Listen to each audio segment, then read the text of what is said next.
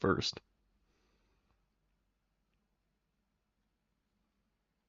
Thanks.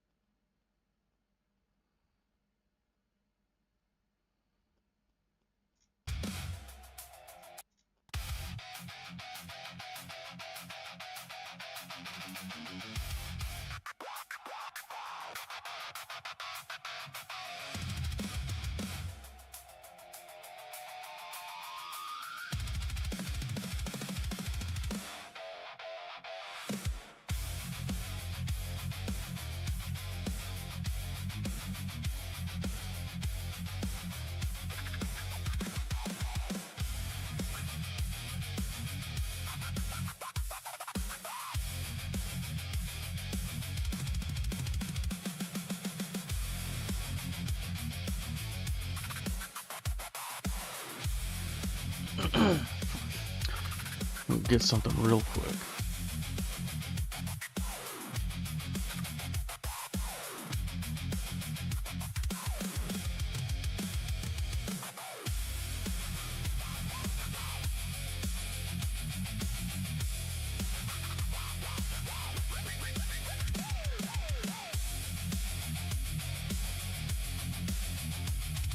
All right. Oh, thank you for that.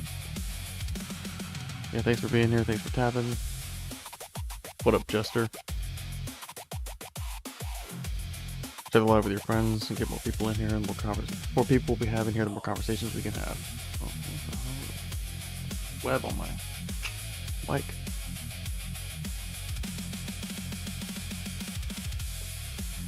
Yeah, me neither, Dara. It's all right. Maybe somebody's got some. All right, let's bring up the first guest. Hey,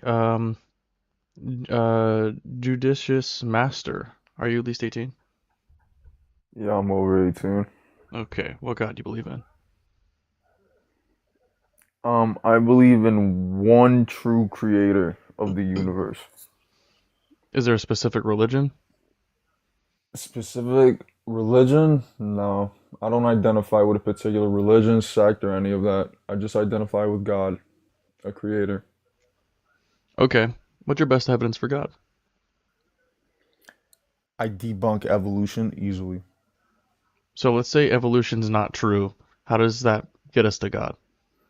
So, are you trolling? No, dead ass. Like, regardless of whether or not evolution is Bro, true, it doesn't bro, have anything to do okay. with God. Deadass, our intelligence is beyond any other species, right? This earth is clearly chosen for man and woman. I'm the only species that can speak. I'm the only species that can overcome any beast or any animal, any species on earth. So therefore, I'm the chosen one by a chooser, by default. Whether that's the Big Bang and you having no evidence behind what's the energy source behind the Big Bang, or whether that be God, I think it's God. Okay, so because we're the only animal that can speak, that means we were chosen to be the only animal that can speak. No, not just chosen. We dominated the entire earth. I mean, And you it's think that we clearly were chosen for obvious. that to happen? You think we were not? That, I mean, can you demonstrate that it's the case? Can you demonstrate evolution was real? I'm not going to be the best person to do that. But Okay. can Do you you know can who you started demonstrate evolution? what Yeah, started get off your chest. evolution? Who started Biology. evolution? Who Biology. started It evolution? wasn't one individual person. Biology just evolves. So it wasn't Charles Darwin. Hell no, of course not. I don't know who the. Are you talking about the first person to propose it? Evolution was already an Yeah. idea before Darwin came on the scene. No, it wasn't. Yes, No, it it was. wasn't. Yeah, it was. It's He just false. revolutionized the idea. Like he had advanced it and made it taken more seriously. Bro, have you read any religion? Yeah. So let's just say that evolution is not true and we dominate the world and we're the only animal that can speak. How does that get us to God? Well, can you name me an animal that could beat man? Yes or no? That doesn't answer my question. Bro, what answer are you I looking literally for? am granting the thing. Like I'm not even arguing that. You're saying how does it get us? I've explained it. We're No, you chosen. haven't. You said that we're We're chosen, but I chosen. feel like that's just the claim. Can you demonstrate that No, that we're no. chosen? Then what's your source for creation? I don't assume a creation. Okay, then what's your evidence for your creation story? I said I don't assume a creation like you do. I don't beg Okay, that so question. you don't know. Yeah, I don't make up an answer. But Okay, you're so you saying that don't there's a know. I creation. actually know. You're saying I that there actually is a know. God. You're saying that we were chosen, and I need you to demonstrate that. I told you there's no animal that could beat man, and this planet is conquered by us for a reason because we're the ones that's chosen. And how did you determine that we were chosen? I looked around. You looked around, that's it? I looked around and came to the opposite conclusion, so how do we determine who's right? Okay, so who else is more better than man? Who What else other is more species is better than man? who Yeah, else is what more other betterer? species? Yeah, who else could build that phone you're talking on? I mean, you just give no credit to God ever. You're just You everything mean with this you phone? is like, yeah, that Samsung that you barely afforded. I have an iPhone 17. You're on the sad side, It's obviously. all right. Let's just stick to the substance. I need you to demonstrate your claim that we were chosen Okay, without just restating the so claim. so can you name me an animal that's smarter than man? Yes or no? No, but that's And besides the woman. point. And woman. That's Okay, besides the you point. can't. No, That's I not already besides the granted point. that. It is besides the point. You said Everybody because in we're this the live smartest, we knows were I'm chosen. dominating you. Your You position is can't even your explain to me who was the position first guy that proposed evolution, and not only your that, evolution position, started at the same judicious time they made up master, the dinosaur is theory. that we are the smartest animal and we dominated the world. Therefore, we were chosen to be the smartest animal and dominated the world. And when I asked how you demonstrate that, you asked me to prove that like I granted that. You asked me What I to asked you like proves argue it. against it. No, what I asked you proves it. If you You can't wanted name me me an animal to that's argue smarter against than what I man and already woman, then granted. therefore we're the chosen ones. That's common All right, sense. judicious master, I really need you to answer the question, or I'm just gonna move on. Bro, can you show me a bin? You're so poor and I'm the best at this. Get bodied. Earth is flat. All right, thank you, Earth is everybody. flat. Well, maybe we can move on to somebody who has at least two brain cells to rub together. So this person's name is I Love Jesus. Not promising, but I bet you there's no way he does only one like the last guy. Hey, I Love Jesus. Are you at least 18? Yes. All right. That was the biggest cap in the history of the universe. That sounded like Alvin and the Chipmunks. All right.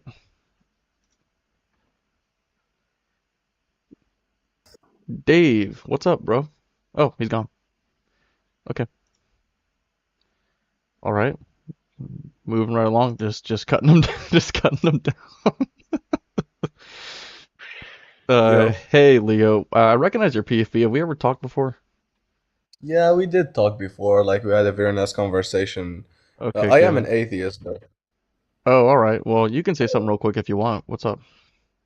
Yeah, something I want to say that about like I've been here for like whenever I join, all the theists bring up the same thing, which is like look around you, like the world is built perfect for humans, but Yeah. like the thing is like the world seems perfect to us because like we evolved in it. We were made to Yeah. be in this We world. can only We find didn't come, ourselves in a world that is compatible with us. If we were not compatible for the world, then we wouldn't be here.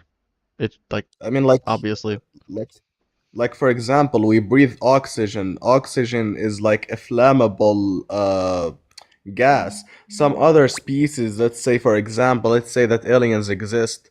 If an aliens comes to the like Earth atmosphere, like they wouldn't be able to breathe or do anything. They would If they didn't breathe oxygen. Yeah. yeah, because if for them to breathe oxygen, they would have to evolve in a planet that like supports their That has oxygen, right? That's the thing. Yep, that's a good yeah. point, man. Yeah, I completely agree. Yeah, the it's like the look at the trees argument. You know, it's pretty insightful stuff, Leo. Yeah, you're definitely preaching to the choir. Thank you for coming up, man. I'm gonna bring up the next guy. Yeah, goodbye. Have a nice day. I like Leo. Leo's the guy who says what we're all thinking. Hey, Mark, are you at least 18? Yeah, All right, what God do you believe in? The Christian God. Okay, what's your best evidence for God? It's just the best possible explanation that justifies metaphysical realities that exist independent of human minds. Okay, and how's that? Well, things like time or the law of non-contradiction will still exist even if all humans deleted right now. Mm-hmm. And why that is the case is best given with God, is best explained with God.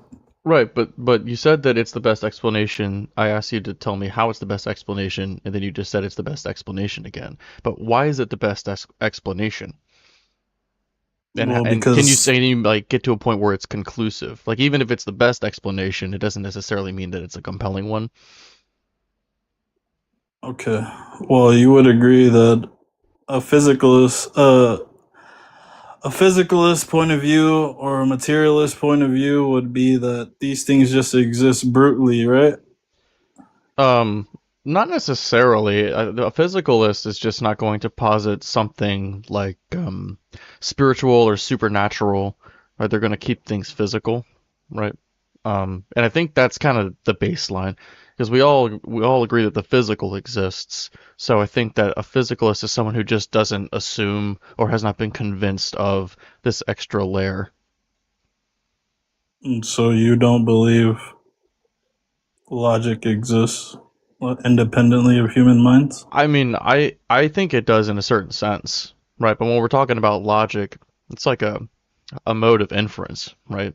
So it's something that we like invented it in one way and we discovered it in another way. The way that the universe behaves is consistent, and when we lay out laws of logic, that's just us conceptualizing what we're observing. We're describing the world around us. So in a certain sense, yes, and in another sense, no. So if no one was there to describe the world, like I said, if all humans deleted right now, then in your worldview, would contradictions be possible? No. Okay, what's the justification for that? Contradictions are necessarily false. Right, they cannot be true. But why is that? You have no reasoning for that. Is my point. Well, what's your reasoning? You said that it's grounded in God or something like that. So can you demonstrate that that's true? Well, I mean, I can't like. Because if logic is grounded It's in God, then I would imagine God would be able to do something contrary to logic. Otherwise, it would seem like God is grounded in logic to some degree. No, it's a property. It's an energy experience from God that's given to You us in think this creation. you think logic is an energy? It proceeds from God, so it's not like a part because God is not composed of parts. So I Right. say energy You think to it's an make that actual distinct. substance, like it's not maybe not a physical one, but a real substance. Yeah, because Yeah. God This is is where not I would physical. just disagree, like, because when people start talking about logic in this way, it makes it sound like logic is this metaphorical dam that's holding back like a whole bunch of contradictions. Like the water behind the dam is just these contradictions ready to burst forth, but logic is there preventing them. I think that there's no actual water. You don't need the dam, right? Like these contradictions don't exist. They just don't. So you don't need a force to stop them. And the acknowledgement that these contradictions don't exist is described by the laws of logic. It's just described that way. That's the way I see it. I mean, I know you said that previously, but they're more prescriptive than descriptive because How you would so? agree. You just agreed that if all humans deleted right now, that the universe would still operate logically. Yeah, that makes it descriptive. If no humans are there to make a claim about the universe, but it still operates logically, then it doesn't need. It's independent on us. It would still operate Yeah, without anybody well, having to. yeah, well, I mean, it would still behave in a certain way, right? Like, I don't think that math would exist without us, but the rules that we would, or the mathematical truths would still be true, exist in a way. This is what it gets really weird because the way that we conceptualize these things makes them seem like they're real. I'm not a Platonist, so I don't believe in like abstracts being true independent of other things. Like if you had a rock that rolled up to another rock, then there would be that many rocks in that vicinity, and we would call it two, but the number two doesn't exist. The number two requires it's like dependent on propositions, the same as logic. Like the number two is kind of dependent on us being able to conceptualize it, just like the laws of logic. So when we conceptualize it, then these laws become real in like an abstract way, if that makes sense. But the way that the universe behaves is consistent throughout. Yeah, no, that didn't really make much sense to me because you say if two rocks, if one rock rolls to another rock, you'd have two rocks. But if I say dos or two, it doesn't matter what sound I make when I click my tongue, that concept is Right. still The point I'm like making is that existing. there's nobody there to make the proposition that those are two rocks. Right, but it's still two rocks though. If not, you'd Right, have to from like our just perspective. From our perspective, currently with our minds and our conceptualization of two, that would be two rocks. There just would be nobody to make the proposition that it's two rocks. right, but then Anyway, I think we should refocus. So, because I think that we're going down a trail that's going to get far away from God. And can you just like tell me how God is the best explanation for the universe that we have and the way that it is? well, things like logic are immaterial and independent of human minds, which we can't have these things come about from something material. So it must come from something immaterial and eternal and has always existed, which follows the definition of God in the classical theist sense. Well, logic does not have that same kind of ontology, um, as if it was a physical thing or an energy in the way that you put it. It doesn't have causal power. It's descriptive. I know, but like I said, when you said it's descriptive, but I just asked you if there were no human minds and there were two rocks, there'd still be two rocks, but But nobody can make the proposition that there's two rocks. right. So either you affirm that there's two rocks, or you collapse into incoherence and you can't make sense of the universe. Well, there That's can't all be I'm saying. coherency. There can't be coherency without minds, because there's nothing to understand the thing. Right. So I like to stick with the coherent Like universe. calculus is incoherent to a 3-year-old. Then the mind develops and they start practicing, and suddenly it's not incoherent. Suddenly it's coherent. So if there's no minds at all, of course the universe would be incoherent in a certain Right, sense. but you just know that like the two rocks are still gonna be there regardless. And I just think God is the best explanation for that. And why is Well, that? or otherwise it's just brute and I'm still then wondering like why God is the best explanation. I think that's because a leap. logic is immaterial, right? It's not something physical. Okay. It's eternal, meaning the universe has always operated in a way where A is A or a rock is a rock. There's distinct things in the universe, and it's not incoherent. We live in a universe that we can understand. But this And was always the how does case. this get us to God though? Okay, so Like why would this be something expected that's on God? something that's immaterial and has existed before we have even evolved. There was still separation between things. The universe still followed logic. Hmm. A tree was always a tree. These things can only come from something that is also immaterial and eternal. I mean, this is just a restating of the claim again. I am still waiting for the justification for the proposition.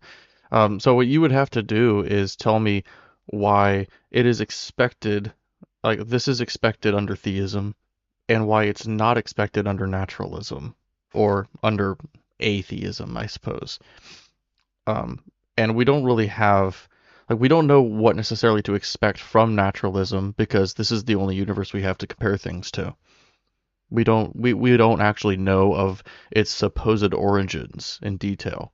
So we can't say, well, universes usually come into being like this if there's no God. But if a universe comes into existence like this, that's an indication that a God did it. We only have this one, and we're trying to discover whether or not there is a God. And I don't know that we have the capability, the tools from existing inside this universe to actually justify that. Well, I'm sticking with what we can I'm sticking with our universe. Everything else is just skeptical. It's just speculation.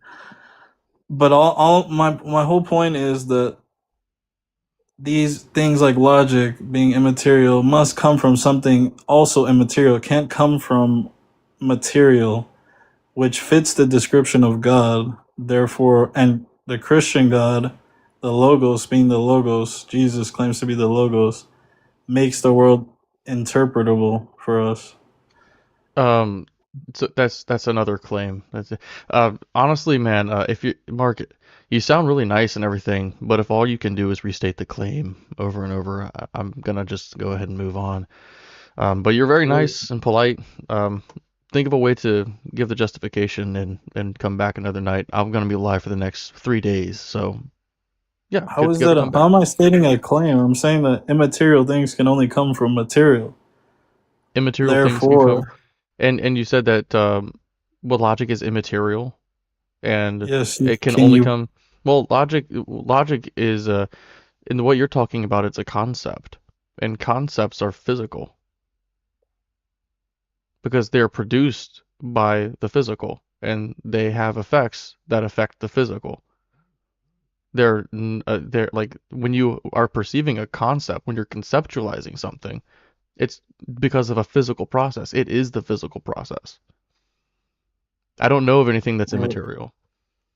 you can't have one without the other, but you can't. If I ask you to point me to where logic is, where is logic? It's only in the mind, right? Which is immaterial.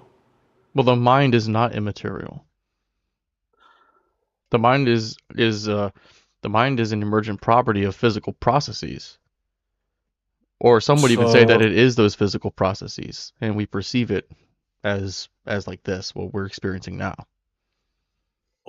no, concepts. You can only. It's emergent from a brain, but in a brain, if you look into a brain, you can only see brain activity and neurons firing off. You can't see a thought, but the thoughts exist, right? Every time you Hmm. speak, you are thinking. You have thoughts that really exist. If you would neglect that, then I Yeah. mean, this conversation would be over. Well, like when you look at something from an outside perspective, you're not going to see the full picture. Like you might see the neurons firing, but that's obviously not the full picture.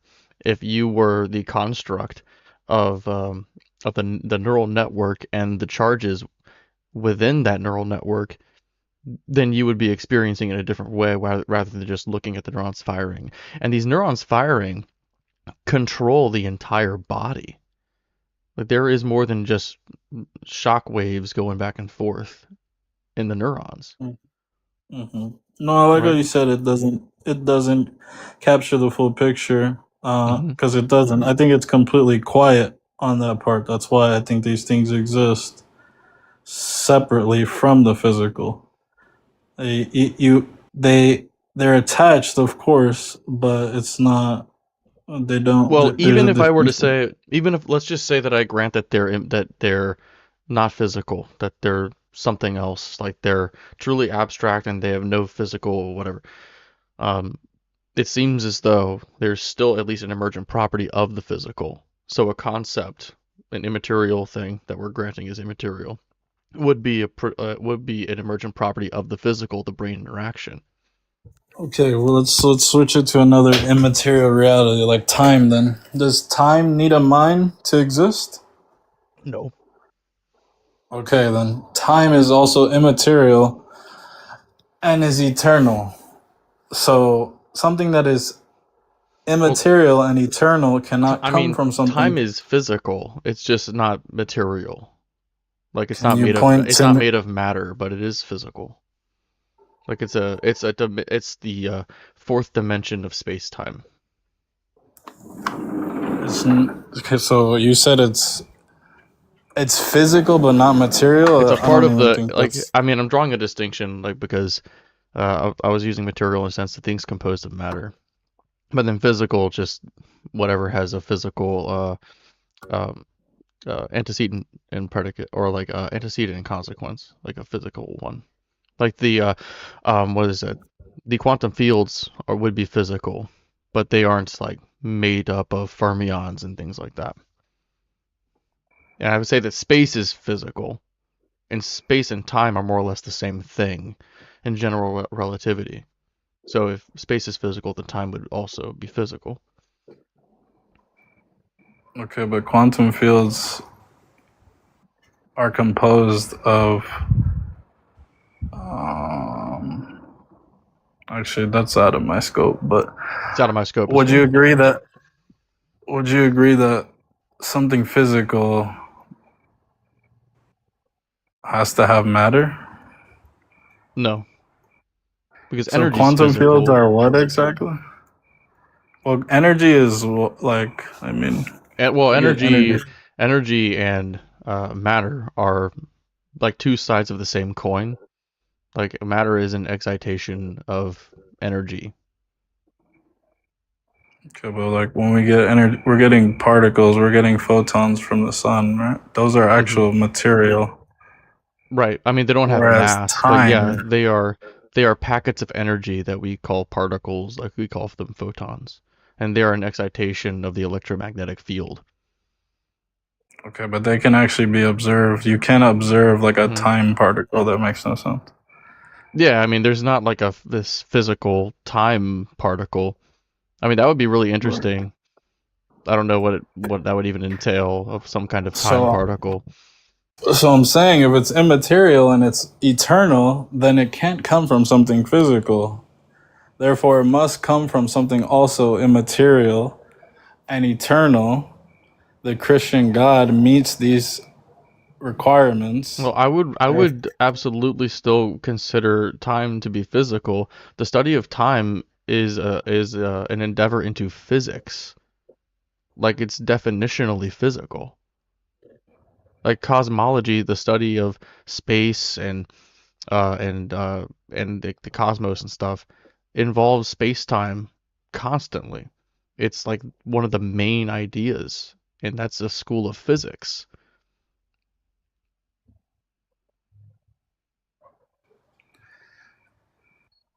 Yeah, I mean, I guess we're just gonna have to, unless you can show me like some substance of time or some particle of time, It's then not it has no material, matter. it's physical. Like it does not have particles, but it's still So, how would you physical. define material and how would you define physical again? Well, in this sense, the material is just that which is composed of matter, and the physical. Well, let me just Google a definition and make sure I represent it well. It's fine. Because I think I defined it earlier, and I don't want to like contradict myself here. That's not what I'm talking about. Relating to things received, those senses. Relating to physics or the operation of natural forces generally. That's the definition that I'm kind of searching for here.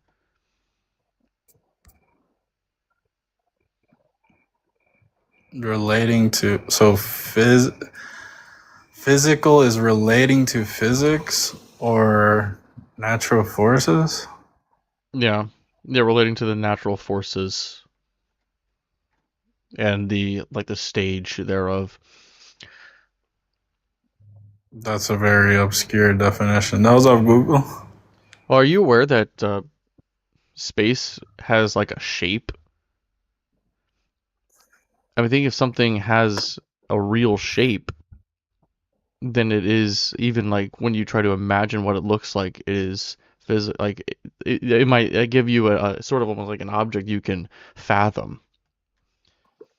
Well, that's actually a good point. I don't think shapes have to be physical either. Like a circle you can picture in your head, and you Hmm. don't have to like see every like you don't have to see every physical circle to know what a Hmm. circle is. You just have to see one.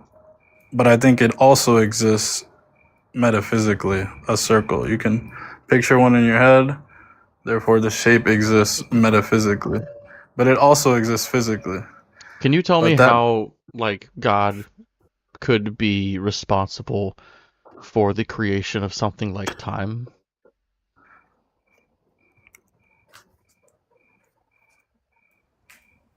um well, the classical theist view is anything that is comes from God, Hmm. being all powerful, all knowing. Um But I'm asking yeah, how. I mean, I can't tell you how God works. Uh, Because this is one of my biggest contentions with the creator God. Would you agree that God has a mind? not in the same sense as a human mind. But you do believe that It's God not. has a mind. All right, he has. He is the. What's the word? The necessary precondition for all logic. So it must. If logic only exists in a mind, then he has some sort of mind, but it's not. So it's not equal to human minds, of course. Yeah. I mean, The I'm not going to creator say does. that it's on the same level or it's even made up of like brain matter or anything like that. Just that it's some kind of mind. Some Do you kind agree with of that? reasoning, yes, logic, Right. having. So minds necessarily have mental states. They either would have one unchanging mental state or a series of changing mental states. Do you agree with that? Oh, so I mean, yeah, that would be human minds, but in the classical theist sense, God is omniscient and unchanging. So he already thinks of, like, I think it's 12 dimensions. Do you know the 12th dimension? Are you talking about string theory? I think it's 10. I think there's 11 or I I don't think know. there, you might be right. You might be right. But But you would yes, say that okay, like so, God would have only one unchanging mental state. so Because God his mental doesn't have states to, wouldn't like, change. right. So he doesn't have to reason like we do. It's just like pure knowledge. Like we don't even have the capacity to even Well, if he doesn't because human. reason, if he doesn't think, then that hardly seems like a mind to me. If it's just knowledge, I mean, how's he any different from like a thumb drive? Just stored memory, storage. Well, yeah, the theist would never claim to know God in its entirety, but if we If look God is at things just like stored knowledge and only has one unchanging mental state, then God can't act on his will because that would necessitate that God change. And God can't change because he's outside time. He's um, he's changeless. He's timeless.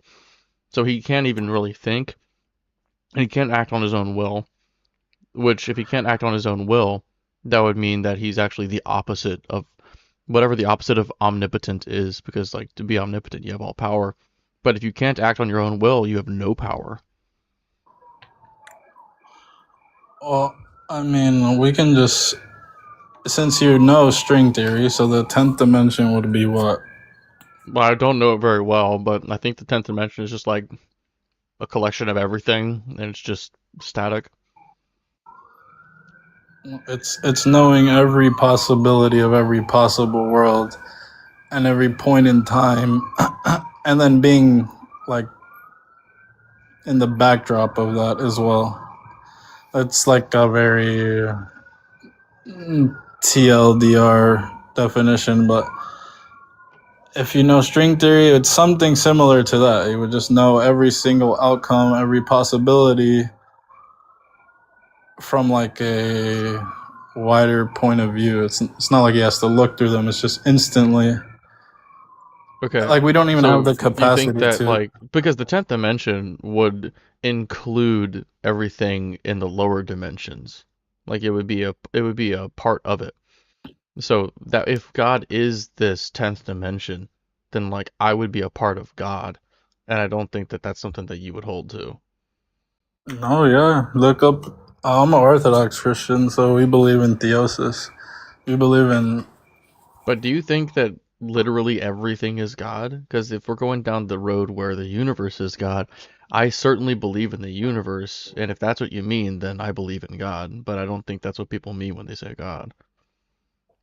Yeah, well, I mean, yeah, that side kind of goes into like pantheistic beliefs where people believe like Yeah. God could be in like this little I think rock, but I think that the pantheist position is kind of just like pointless. If everything's God, then nothing could also be God and it'd have the same weight. Like what does it what does it matter whether everything's God or nothing's God if it's not distinct from anything else. well, we would say everything comes from God, but Right. God is everywhere. He's So God would omnipresent. be like the creator of this 10th dimension. He is the necessary precondition of all existence. So that includes the 10th dimension, all other dimensions. Any possible like possibility, he is the necessary precondition. And I just think that's the most logical like It just end seems of to, I reasoning. mean, it just seems to assume the conclusion that God is the necessary. I mean, why does the necessary precondition have to be personal? Mm, I feel like that's just an added assumption. Occam's razor would say to ditch that part. right, but I Occam's razor parsimony just it doesn't fulfill PSR. Like I said, it just if you claim everything is brute, then that's an unsatisfactory. Well, we just wouldn't be It's just justified in adding it. I could also say that God is green, or God is not a he, but a she, right? I'm just adding things, and like I wouldn't do that if I'm following Occam's razor, right? I could just make up any other things, like yeah, necessary precondition, and he loves to wear clown shoes. You know what I mean? I could just add anything I want. no, So but adding the that's a personal non thing, sequitur. I would need a reason to actually include the personal idea. I wouldn't just add it in there for fun.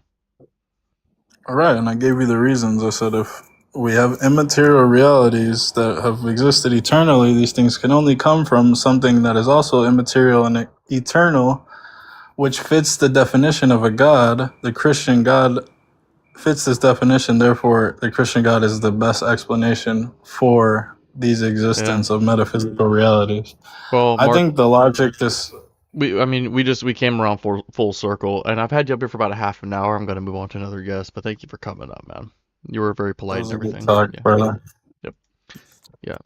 Mark was nice. I think that we went in circles. We disagreed on terms like crazy. So, let's see if we can have another good conversation.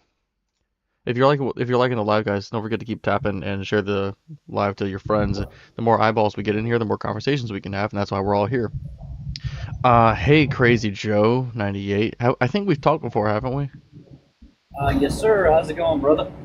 It's going good. I don't remember what we talked about or how it went. But I guess I've already previously We, vetted you. Are we, you we kept Christian? it. Yeah. I'm above 18 as well. It's Crazy J, by the way. Yeah, Oh, Crazy 098. Joe. Oh, that's a Yeah. 0, not a no. Oh, Got it.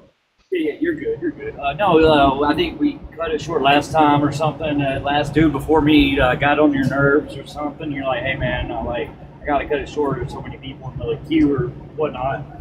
But, and you told me to get back on the line when I have something a little bit better. And I think I'm going to start off with the firmament. Let's talk about the firmament. What do you know about that? The firmament?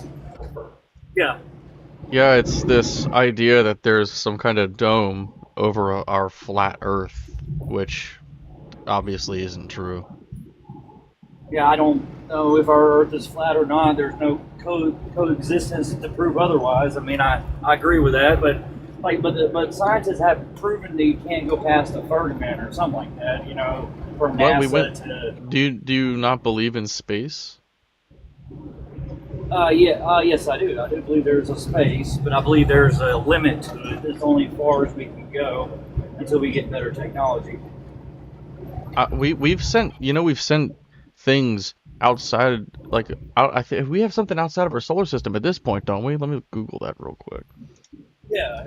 I mean, it's just an interesting topic for sure. That's why I was like, I thought we couldn't penetrate the firmament. Like, I don't know. I Voyager. could be wrong. Yeah, Right. Voyager. Wasn't that Voyager 1 or Voyager 2? I can't remember. Voyager 1 and there's 2. So Right. Voyager 1 current position. Oh, wait. Oh, it just like shows me a pic or it shows me like a 3D. Oh my god, it's way far away from our solar system. At least from what I'm looking it at is? here. It is currently if I'm reading this correctly, it is 25.43 billion kilometers away from Earth. Wow. Like, so is it in another solar system or? No. No, I mean, The next nearest solar system is unbelievably far away. It's like light years away. Gotcha. Okay. All right. Well, I mean, it's like, Yeah. well, We've where launched does the things firmament past this come supposed from? firmament. Right. Where does the firmament come from? I mean, It doesn't exist. The firmament is mentioned in the Bible, and that's like the evidence of it. It's mentioned in the Bible, so it has to exist or something. But like there's no firmament. Right. Well, I mean, I thought the CIA were talking about it, something about the Iron Dome or some of the firmament. Sounds I like don't you've been know. listening to some conspiracy theories. Probably so, but type in the Iron Dome real quick. I thought it was kind of interesting read as well because that's where it was like in the 1960s they couldn't pass a rocket test, and they call it they called it the firmament, aka the Iron Dome, or something like that. That's where I don't understand where they were getting their information from. Yeah, then you probably shouldn't just take their word for whatever it is they're talking about if you don't understand it. Right. Well, right. I mean, I think that like if they use some kind of dome verbiage, maybe that's why you think that there's a firmament. Like you interpreted that as a firmament because you already kind of believe in the thing. Right. And I was seeing what are your opinions and what your states are take place on that. Because, There's no firmament. I mean, there's no evidence of a firmament. There's like demonstrable proof that there is no firmament because we launch things into space. There's also something called the Kalam theory, Kalam or something, and it's called the Kalam methodology theory argument, which that was based on even at the School of Science was talking about something like that. Oh, you know, Crazy So, Jay, I just realized I didn't even actually ask you the prompt this time. I think I just let you take me down a firmament trail. But we can keep talking about it if it's going to be evidence for God. But you'd have to prove that it's true. So, what is your best evidence for God? Okay, my bad. My best evidence for God would be probably the answer to Booty.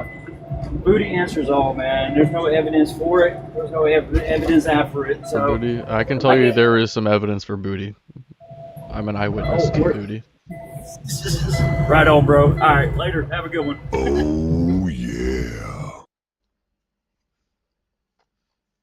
Booty mentioned. Everybody likes booty, man.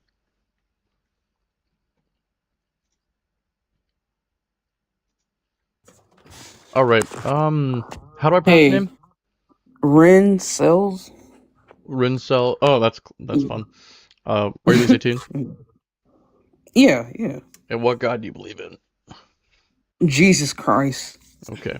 What's your best evidence for God? Well, I want to go back to the time, but my evidence that you could probably like relate to is like, say if you're out on a hot day, right? And you've been like working out or whatever, right? And then you take a cold sip of a drink, let's say water, right?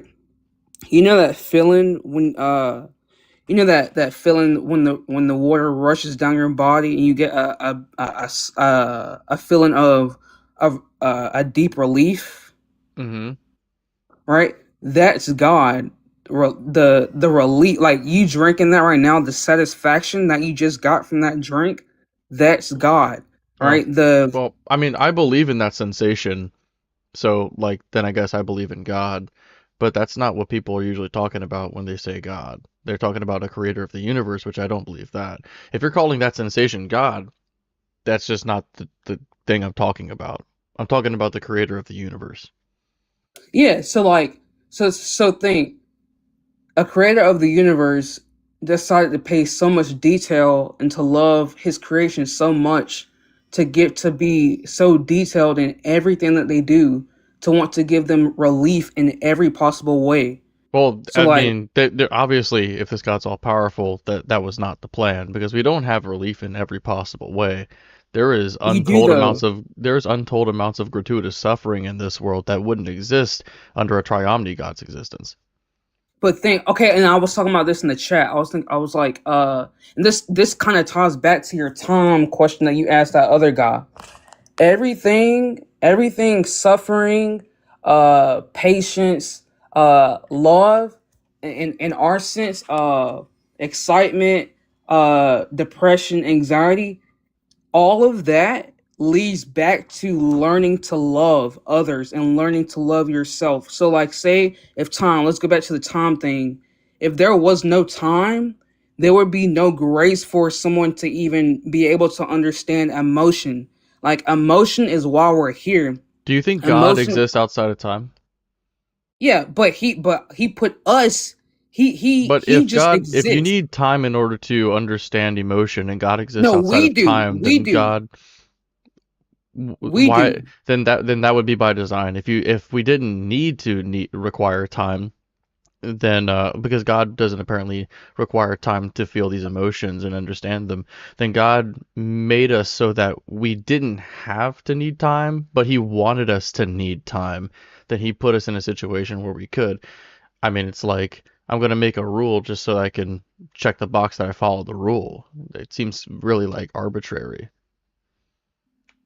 Not really though, because like, how would you even know? Like, if you didn't have evidence and a testimony of your own life and a timeline to follow of your own life, how would you even know that you lived and experienced those things if you didn't have evidence of it? And that's what time is. Time is evidence that you actually experienced this stuff. Because without time, there would be no possible way for you to say, "Oh, I did do this at that date. Oh, I did experience that." But I with mean, time, with like, this is like this might be a red herring, but have you ever heard of last Thursdayism? no. It's the idea that you and the universe, including all of your memories, were created last Thursday. So all the memories that go back before last Thursday are fabrication that came into existence last Thursday. And there's no way to prove or disprove that. Can I ask you a question? Okay, You can ask say another if question. yeah, say if like okay, so you say you're an atheist. Well, I have a few. Okay, why are you an atheist? Because I don't believe in God. But this for an hour and 30 minutes that I've been on, you have been referencing God as he, them. So like, I've what been live made you for not almost believe, 50 minutes. or however long? But like, you know what I'm saying? Like, what you've been referencing him. So how can you not believe in him? You get what I'm Well, saying? I reference fictional characters all the time. Have you ever talked about like Darth Vader or Harry Potter or Clifford the Big Red Dog? I mean, if you talk about them, that doesn't mean that you believe they exist. But how can you talk about something if you don't believe they exist, though? You get what I'm saying? Like, Hang yeah, on, how? can I like try something real quick? All right, Did you ever see the episode of SpongeBob where he has the squeaky boots? I think, yeah, And he's like driving Squidward crazy with the and he's yeah, like, yeah, oh yeah. no, he's driving Mr. Krabs crazy, and he like puts it. And do you remember like what SpongeBob did, um, at the end? No, I know what episode you're talking about, but I haven't watched SpongeBob in like years. Like, Well, like, what do you think? Like, what would you think was like the funniest thing he did with those boots? I don't know. Like, explain. I don't know. Yeah, well, I think that the funniest thing he did was when there was the montage of wait, shit, I just realized we're talking about SpongeBob. That means we both think SpongeBob is real. Yeah, yeah. I believe. Yeah, I believe because we've been presented that SpongeBob is there. You get what I'm saying? SpongeBob Like, does not dude, SpongeBob is fictional. no, but like, but it's the fact that we know that SpongeBob. We have been our eye gates and our ear gates have been presented with SpongeBob, so we're able to talk about him. You get what I'm saying? So like, if your spirit man didn't believe in a God, you wouldn't be able to reference. But it's your heart that rejects him. So like, Do you think that like in you're the same way my heart rejects SpongeBob, so I think he's fictional, but he's actually real? no. Anyway, let me I answer don't the know what question. you're Let me answer the talking question. about, man. This is insane. Okay, say if let's just say for instance. Say if you were sitting in your room later tonight, whenever you get off live, right? And Jesus Christ Himself appears to you in your bedroom, and He physically talks to you. He physically says, "Hey, I am King. I am the Son of God. I am Lord and Savior." Would you believe in Him? Um, would it just be like a guy in my room, or would he have a way of making it known that it's true of what he's saying? Because if I see like some guy with uh like with a beard and a robe and he's like dressed up like Jesus, like he's cosplaying as Jesus, the first thing I'm gonna think is there's an intruder in my home and he like is pretending to be Jesus. So like is he Okay, gonna well, be convincing or is he gonna just yeah, like be a guy? like say if you turn off your phone, like right after you turn off your phone, right? And he just appears to you, like out of thin air, and he just appears to Just you boom, at right in front of my you're just face. literally just boom, because that's how he did to me. Like he literally spoke to me like boom. If he appeared to you whenever you turn off your phone and he just appears to you right in front of your face, like Like the way he would does you to the believe him? schizophrenics. Would you believe him though? I Or was can't. your heart I say, honestly, I mean, I can't say. If he appeared in front of me and I reached out and touched him and I felt him there and I heard with my ears, um, yeah, I mean, I'd be like, I'd be beside myself. I don't know what I would think. But you know what? It's like I'd be asking myself, am I dreaming? You know, because when you're dreaming, you don't really realize you're dreaming until you wake up usually. So I would probably that thought would probably go through my head. And if I confirmed that I was awake, I would just be, I guess I would start asking him questions. Somebody ran this by me the other day in Discord, and they were like, actually, I think it was just last night. Somebody was like, yeah, if an angel of the Lord appeared to you, you would have to take what they said on, and they just said, be a good boy, and they disappeared. Uh, is Jesus gonna stick around and let me interview him? Is he gonna talk with me, or is he just like appearing, saying a quick thing and like getting out of there? well, he says, whenever you ask, you shall receive. So like An if you want explanation. if you want to experience that, literally all you have to do is ask Jesus to do that for you. But you can't come to him and be like, "Yo, Jesus, you better show up for me." You say it Well, like I don't. I mean, so I've definitely done that, and people have done this all throughout, like Christianity's history. Asking you shall receive. Ask for an explanation. Reveal yourself to me, and you genuinely seek. I'm a non-resistant non-believer. If somebody can convince me of this seemingly incoherent thing, then I guess I would have to believe some form of it, right? The parts that are incoherent, I would just be agnostic about.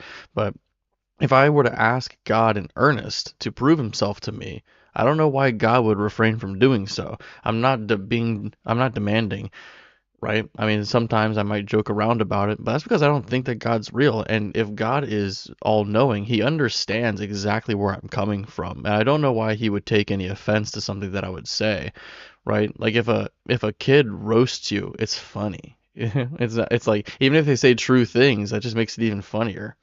Like you're not you're above a child's insults and mockery because you're mature and the child is immature. So if I'm gonna offend God by asking him in a certain way or being demanding and stamping my little feet, I mean, it would be petty for him to cross his arms and be like, "I'm not gonna show you," especially when he says, "Ask and you shall receive," especially when he wants a relationship with me. And I'm like, "Will you show yourself to me so we can have this relationship?" And he's like, "Not a chance." I mean, what more can I even do to actually get him to like reveal himself to me, as you say he would? Just have a humble heart. Someone in the chat said the pure in heart will see God. So you have to have a pure heart. And I said like an hour Doesn't ago, I only said Jesus have a pure heart? no, Oh, I no. thought all our hearts were corrupted by sin or something. All of our hearts are evil, but we have the pure. Okay, If all of our hearts are evil, then how does anybody have a pure enough heart to ask for a favor from God, or like let me give him you to this reveal himself? example. Let me give you this example. Okay, you know how certain people will like wear meta glasses, and go feed the homeless, and you can tell that they're doing it because they want content, right? Mm-hmm. So that would be the evilness of the heart. But then there's people out there that the thought of even recording or the thought of even having someone else see them give someone else food and money repels them. So that will be the pure in heart. You know, the intention behind it. So like So we've all got a mix, is what you're saying? Like we've got a corrupt heart, but we've also got parts of our heart that are pure. no, I mean, okay. The evilness of the heart is like sin, right? So the evilness is wanting sex before marriage, Let me ask you smoking. this: like, what would I Yeah. have? Because surely I don't have to be perfect for God to No, reveal you don't Himself have to to me, be right? perfect. So that by pure kind of means perfect, but besides the point. Like if I'm like pretty good, if my heart's pretty good, then God will reveal Himself to me, right? No, if you're humble, he will. Okay, I mean that would be kind of in the same category. Like if my heart's pretty good, I'm probably going to be humble. So if I'm humble and I ask, then He'll He reveal will Himself to me. reveal himself. Well, Yes. I've already disproven that because I've asked in humility a lot. But you know how I know you haven't though, because when I said if Jesus appeared to you out of thin air, you said a thought would be in your head that are you dreaming? So Yeah, of that proves course. so that's not humbleness. You Well, know what I'm saying? Like I mean, take it from my perspective, man. If you don't believe in God, and you're of a position where it's pretty illogical to believe in God, suddenly something that you didn't think was even possible happened, where a guy teleports in front of you and starts saying that he's God and doing magic in front of you and shit. Wouldn't you be beside yourself if he's doing thing after thing after thing that you knew was not even possible? Of course you'd be beside yourself. You'd be wondering if you were dreaming, because that's the time when magical shit can happen, is in your dreams. You can fly in your dreams, you know? You could win arguments against atheists in your dreams. You can do anything, no matter how impossible it is. Um, so yeah, I mean, but I am humble, and I have been humble when asking God to reveal Himself to me because I've tried everything. Because I was even at a point one time where I wanted to believe it even if it wasn't true, but I couldn't force myself to do it no matter how hard I tried. So I tried it from a humility angle. I tried it from I wait, tried it from a explain that. Well, you said no matter how hard you tried, like mhm. explain that more. I mean, Go more into detail. I went in. I would pray a lot. I would ask God to give me a sign. I would beg God to give me a sign. I would talk to people who I thought were knowledgeable and like who I thought had a good relationship with God based on their character, not just the things they'd say, but the way they behaved. I would talk to them about what they had to say, and like the more that they talked, the less logical the things seemed, and I hated that because I had comfort in my faith before. But once it started to seem illogical to me, I couldn't pretend like I still believed it. I had been uh, I had been convinced that I wasn't able to justify it anymore. So yeah, I mean, yeah, I spent a lot of time in prayer. I spent a lot of time thinking about it. A lot of time. I still think about it. I thought about so much that I'm still thinking about it, and now I'm doing a internet stream about it. I'm Can I ask very you, much ingrained in it. Read the Bible, I did it all. when you read the Bible, what mindset did you have? It depends on the time. Seeking, um, trying to get clarity, trying to learn.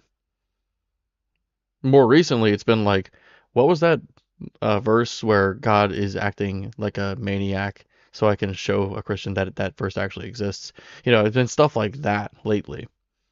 Um, because of like what I do now. But before, when I was really trying to seek, it was just like I wanted to make sense of it. I wanted it to make sense. I wanted to believe it. So, and Okay, besides, and I don't like I'm doing this.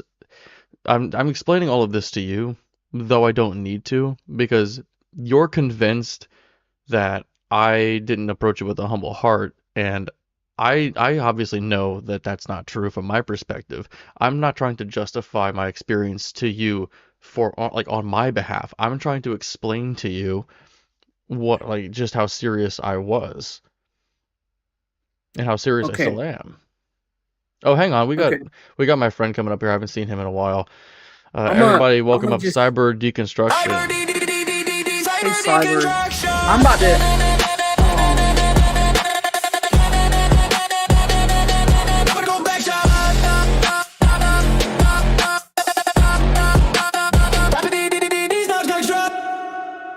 How you been, I'm about Cyber? to go to sleep, but I'm gonna leave y'all with this. I'm gonna leave y'all with this, and anyone else who's like hearing. But I'm about to go to sleep. But okay, Here anyone who comes a wants preach. and anyone who wants see that mockery spirit, he's never going to see God if you're always in that mockery mindset. But anyone who wants to seek Jesus and wants to know that he is real, I encourage you to seek him with your entire heart and repent of your sin, and don't have a mockery spirit, because God will not be mocked. But he does want a relationship with y'all, but he will never force himself upon you. The signs are people who come to you speaking about Jesus 24/7, but Jesus will always knock on your door. But at some point, if you never open the door back, and if you never put an effort in the relationship back, and if you always question him, at some point he's gonna be just like you. Like, we're human, we have emotion. God has emotion. He doesn't like being rejected. So like, just like a human wouldn't like being rejected constantly and questioned constantly, he doesn't like that either. So you can't I can tell you expect what God. God's inbox looks like. It's a whole bunch of messages from me talking to him, asking him questions, with nothing in his outbox at all, piled high. He But he probably couldn't did. even He's open the. answering you right You now. you Wait, wait, don't know that. You So don't yeah, know that. literally wait. the Holy Spirit. How do you hold real quick? 'Cause you said a lot there, but how do you explain Paul then? Paul was like straight up like unaliving Christians, This is a really good example, and Cyber. Holy shit. And then 3 days later, he got he saved. didn't even ask Jesus to show himself, but Jesus did. So when you say like if you have this like mocking spirit, then you'll never find. Well, that's just not true. Because You're Paul had a wrong. mindset that he was actually doing something good. By unaliving Christians, He thought I he have was a working I for have the a mind goodness of God. I have a So his mindset that heart I'm doing posture, something good. So like you but just have to be like justified in yourself in order to get no, God. okay, Like you have to have good okay. intentions. Because I have good intentions. Everyone wait, repent what and about believe in Jonah? Jesus What about Christ. Like I Jonah, said, who Jesus straight will up not knock on the told? door 24/7. If you constantly reject him, he will send person after person after person after person after person telling you of his goodness. But if you play the music and you nod off, this is why you don't get the answers, because your heart posture is of a mockery spirit and it's not humble. Wait, Everyone what's have your a good night. definition of a Repent and believe mockery? in Jesus Christ. What's your definition of a mockery spirit? I think hunting down and unaliving Christians, like I don't think you get any bigger of a mockery spirit than doing that. How you been, Cyber? I've been good. If I would have known, I was hanging out with Dalton. If I would have known you were live, I would have kicked him to the curb. Yeah, kick that curb. Well, Kick that Bible guy to the curb. Yeah, let's take a. He's been doing a lot of like different stuff lately. He's been like just drawing sometimes with like some Disney music. All right, let's bring up the next person in the queue. Dave, I see you. I'll get you next, okay? Hey, Kratos, are you at least 18? Hello. Pardon? Yeah, are you at least 18? Yeah, I'm 23. What god do you believe in? I believe in the only true God. I'm a monotheist, but I Atheismo? believe in Allah. I'm a monotheist. So which one did you say it was? Allah. I'm Muslim, basically. Okay. All right. Well, what's your best Yeah. evidence for God? What do you mean by evidence? May I ask first? It can What's it evidence? can be anything that like raises the probability, right? So it could be something that's physical or empirical. It could be a logical argument. Yeah, I'll take that as evidence. And so essentially what it Logical. would do would be something that would push the needle from being agnostic to it to either believing or not. Now, if you provide a piece of evidence, but then we can provide a counter to that, well, then that just moves it back to agnostic. No, you have to reject the premises. It's just not like you have to have a counter. If my premises necessarily follows, that means conclusion is Well, necessarily rejecting true. the premise would be justified by like countering the premise and saying, showing like why Oh, it's is that what he meant? Okay, yeah. yeah, like Yeah, yeah. I good mean, guy. yeah, you get it. Oh. Yeah, you get it. So, what do you think is your best Yeah. evidence or argument? Have you heard of the Avicenna's argument of contingency? Yeah, you want to give your version? Yeah. Okay. So the argument pretty much goes as follows: is I'm not exactly wording as Avicenna worded it, but is that there exists things that exist is either necessary or contingent.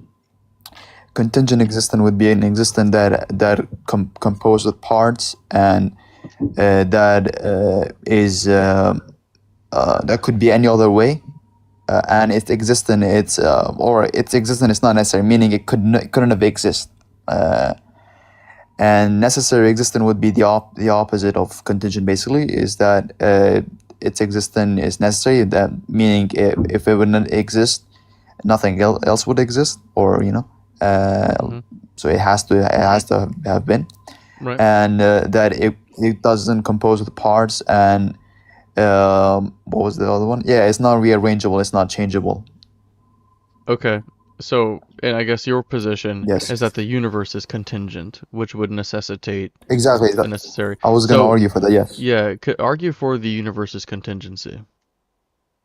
Well, the universe basically, because under my definition, if you would not disagree with my definition of contingency, then that necessarily follows, because universe composed with parts and it's rearrangeable things that are in universe, things that could be any other way. It's not necessarily there where they are, and universe could have been, could not have been. Like it's probable and it's possible. Well, if for it it not has to happen. be composed, if it being composed of parts, if that makes it Mhm. contingent, I mean, I could see that. Yeah, it's like a construction of things. Now, this necessary thing you're saying that this would be something that is simple. It's not composed of parts. Like, I guess you hold to divine simplicity. Divine simplicity, but not absolute divine simplicity. I would argue for DDS, Oh, what's DDS? a distinct divine simplicity, basically. Okay, so it's not like ultimately simple. So, Yes. okay, so, but does God have parts? What do you mean by parts in regards to God? Like, do you think that God has parts in any sense? No. So if you Okay. mean in any sense that its attributes, or if you consider them to be parts, then that would be an affirmation. But I don't consider his attributes to be parts of God. Like, so I would say that a moment in time is a temporal part of you. I am agnostic about time. Okay. Yeah, so if God Personally. if God's everywhere, then he would exist in multiple I don't believe that. locations. Okay, so you I don't believe hold that. to that. Okay, well then fine, I will use something else. If God exists throughout all moments. Can I just clarify something before? Sorry for interruption. So we do believe in omnipresence, but not omnipresent in a literal sense. We believe that because God is all-knowing, and through his being omniscient, therefore God is everywhere, but not in a literal sense. Do you If mean that like makes he sense. might as well be everywhere? Not literally, just by his knowledge. He has a knowledge of everywhere and at every time. So that makes him omnipresent, but not literally. Right, I would just Does call that that make sense? omniscience. It feels like it's extra to, if you Yes, say yes, that of he's course, of course. omniscient, and because he's omniscient, he's omnipresent, but by that I really just mean omniscient again. It feels like it's You know why? meaningless to You know say why I say that? omnipresent. You know why I say that? No, you know why I say that? Because Allah describes Himself to be everywhere in the Quran, but not in the literal sense. Because the exegetes, and the eisegetes of the verse, that verse, and the interpretation of that verse, suggests that Allah is everywhere by His knowledge and the fact that He is all hearing and all seeing. Mm-hmm. That's all. Yes, Okay, fair enough. So let's take it back to contingency, I suppose, because that's what the argument was. of course. So you're saying that Real the quick, universe. can you give me your premises again for that? Just real quick. Well, I didn't give it like a formal syllogistic argument. So okay, so basically, I just define the terms, and the brother understood my argument, so I didn't need to like give the syllogistic. But if you want me, I can give it. Yeah, if you could formalize it. If you want, I can put up the Okay. notepad. Do you want me to type it out? Okay, That would maybe sure, make it but I easier. don't have like I don't have formally syllogistically on me, but I'll try my best to formalize it. So basically, my argument would be like things that exist, they are either contingent or necessary. The universe is contingent, therefore the universe is not necessarily existent. Yeah, what would be your argument that the universe is contingent and not necessary? Yes, and then from that there has to be a necessary existent for this contingent existent to be explained by. Why couldn't the Right. universe just be necessary? Like the fundamental fields that make up the universe? Why couldn't those just be how did you necessary? word the conclusion so I can type it out for you? So I said, what did I say? Okay, I said, therefore the hold on. Well, how did I formalize it? Hold on. Because universe is contingent, it has to be explained by a necessary existent.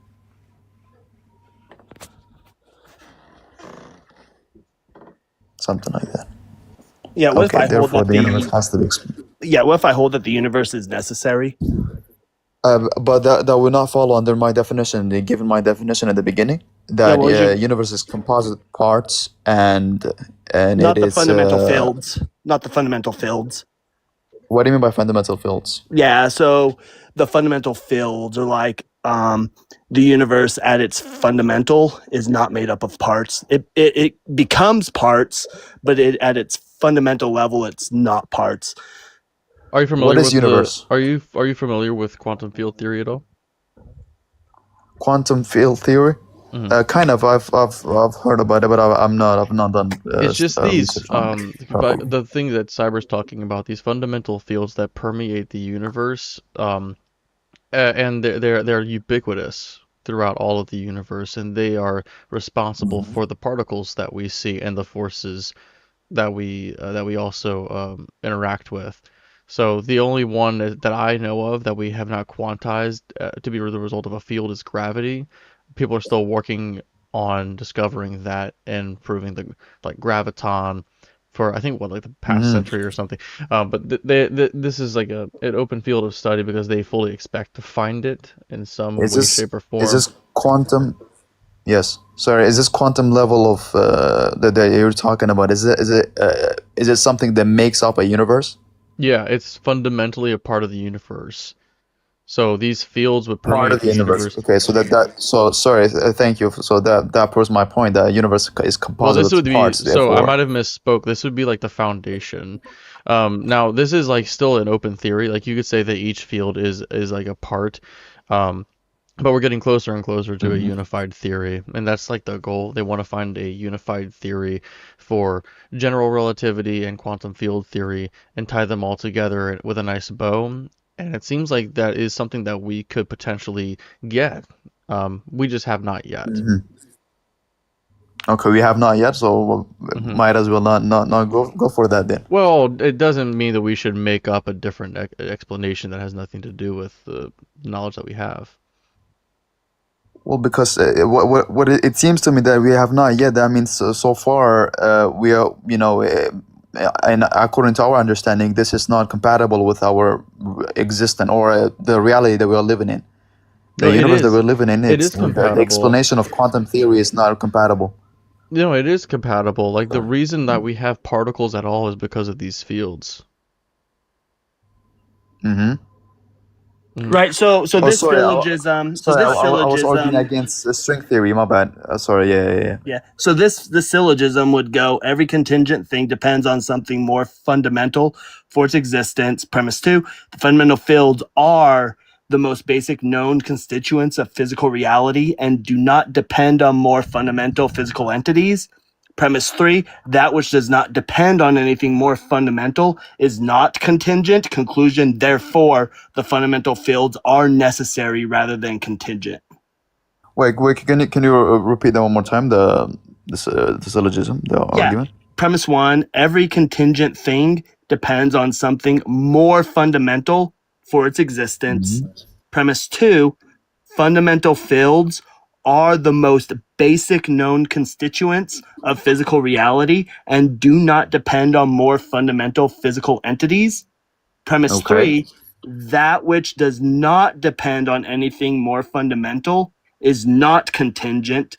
Conclusion: therefore, the fundamental fields are necessary rather than contingent. So you're saying fundamentals are necessary, The not the fundamental universe. field. Yeah. Are they still part of universe? Huh? They're like the What is foundation. They Because like are the universe. yeah, they are foundation, but still like part of universe? we are an excitation of the fields, to put Yeah, simply. everything that we see, everything that Mhm. we see, everything that exists, Mhm. everything that you would like detect or anything that is the universe is just an Yes. excitation of these fundamental fields.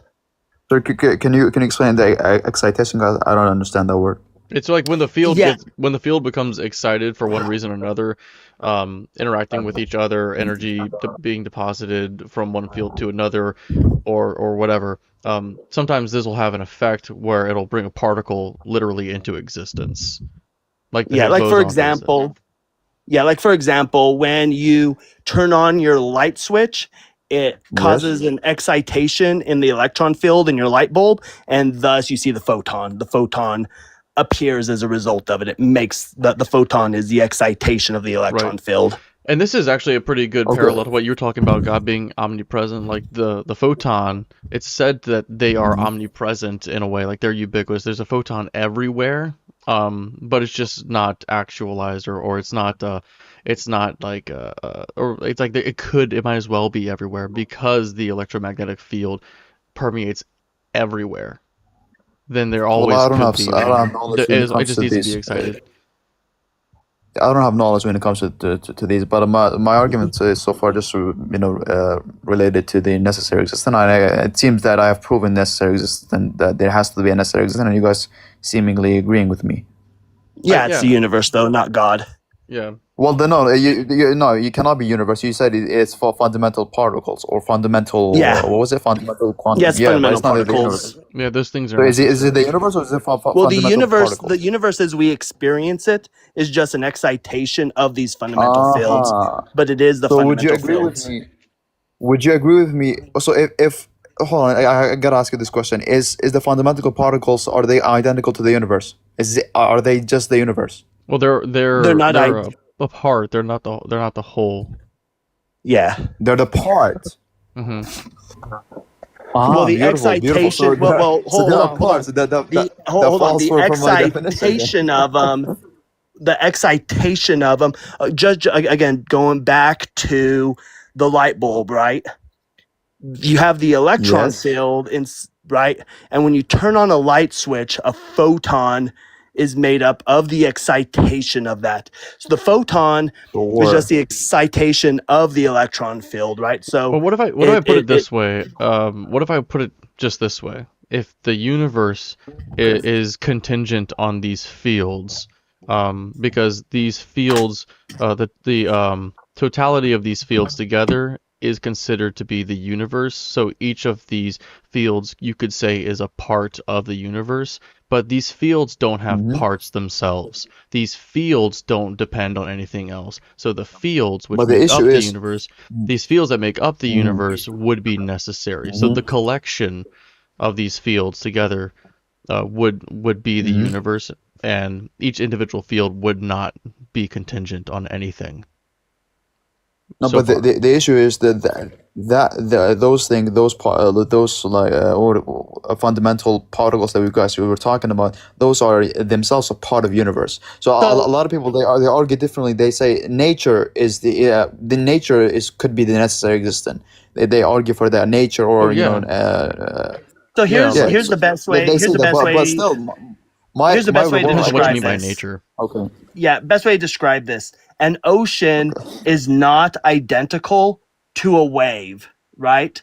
Waves course. are patterns in the ocean. They're part of ocean, yes. They're patterns in the ocean. Patterns are they not part of the ocean? Huh? No, they're patterns in the ocean. Sure, but they're still part of the ocean. They are patterns. I agree, but they're Likewise, still the part. universe, including all pattern structures, galaxies, stars, and particles, but fields are the underlying ocean from which those structures emerge. Okay, sure, but you're acting as if that's only straight dichotomy. It's either patterns or not patterns. It's not. It could also be parts. It's also parts. Yeah, the pattern or behavior of the ocean itself. It's the behavior of the ocean itself. It's not part of the ocean. Oh, it's a the part of, behavior of right? the ocean. Sure, I know. Sure. Okay, fine, but it's still part of ocean. No, But it's the way that's the my ocean argument from this. behaves. It's the Yes. behavior of the ocean. Okay. Is human behavior a part of human? Huh?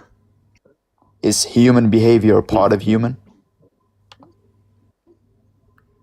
Ask the question again. I'm not understanding the question. Is human behavior a part of human? Human behavior is how the human behaves. Is it a part of human? Can you answer my question? I did. It's just Is like it part of human? It's a straight dichotomy. No, human behavior is either not or. like part of human. No, It's not part it's of just how the human. human So behaves.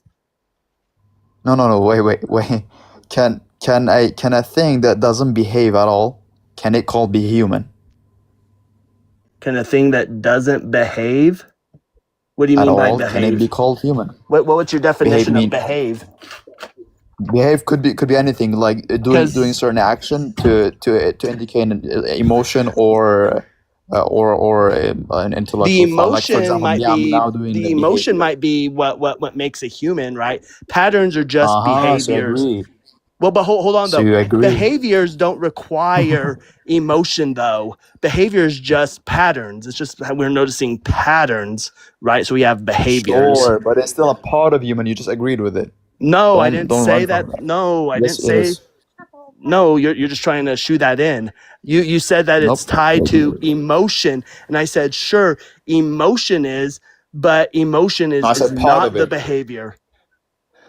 I said it's a part of human.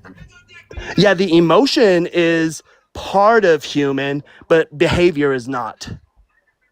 Okay, listen, I'm not saying that. What I said was I defined behavior is a certain action or movement or action being done to indicate or to show an emotion or an Yeah, and I disagree intellectual with So that. like, discourse. That's Yeah, and I behavior. disagree with let that. me ask. So Kratos, do you Why would consider you like disagree with that? Kratos? No. Let Why me would ask you you. disagree with Let that? me ask you. Like, No, but I if I just wanted to if I clarify his disagreement though, okay, because he Yeah, disagreed with me. I Why would you disagree disagree with with that? it because I don't think that emotion is tied to behaviors, which is why I asked you for the definition of behavior, taking the human away from not human behavior, but Can you give your behavior definition itself. of behavior?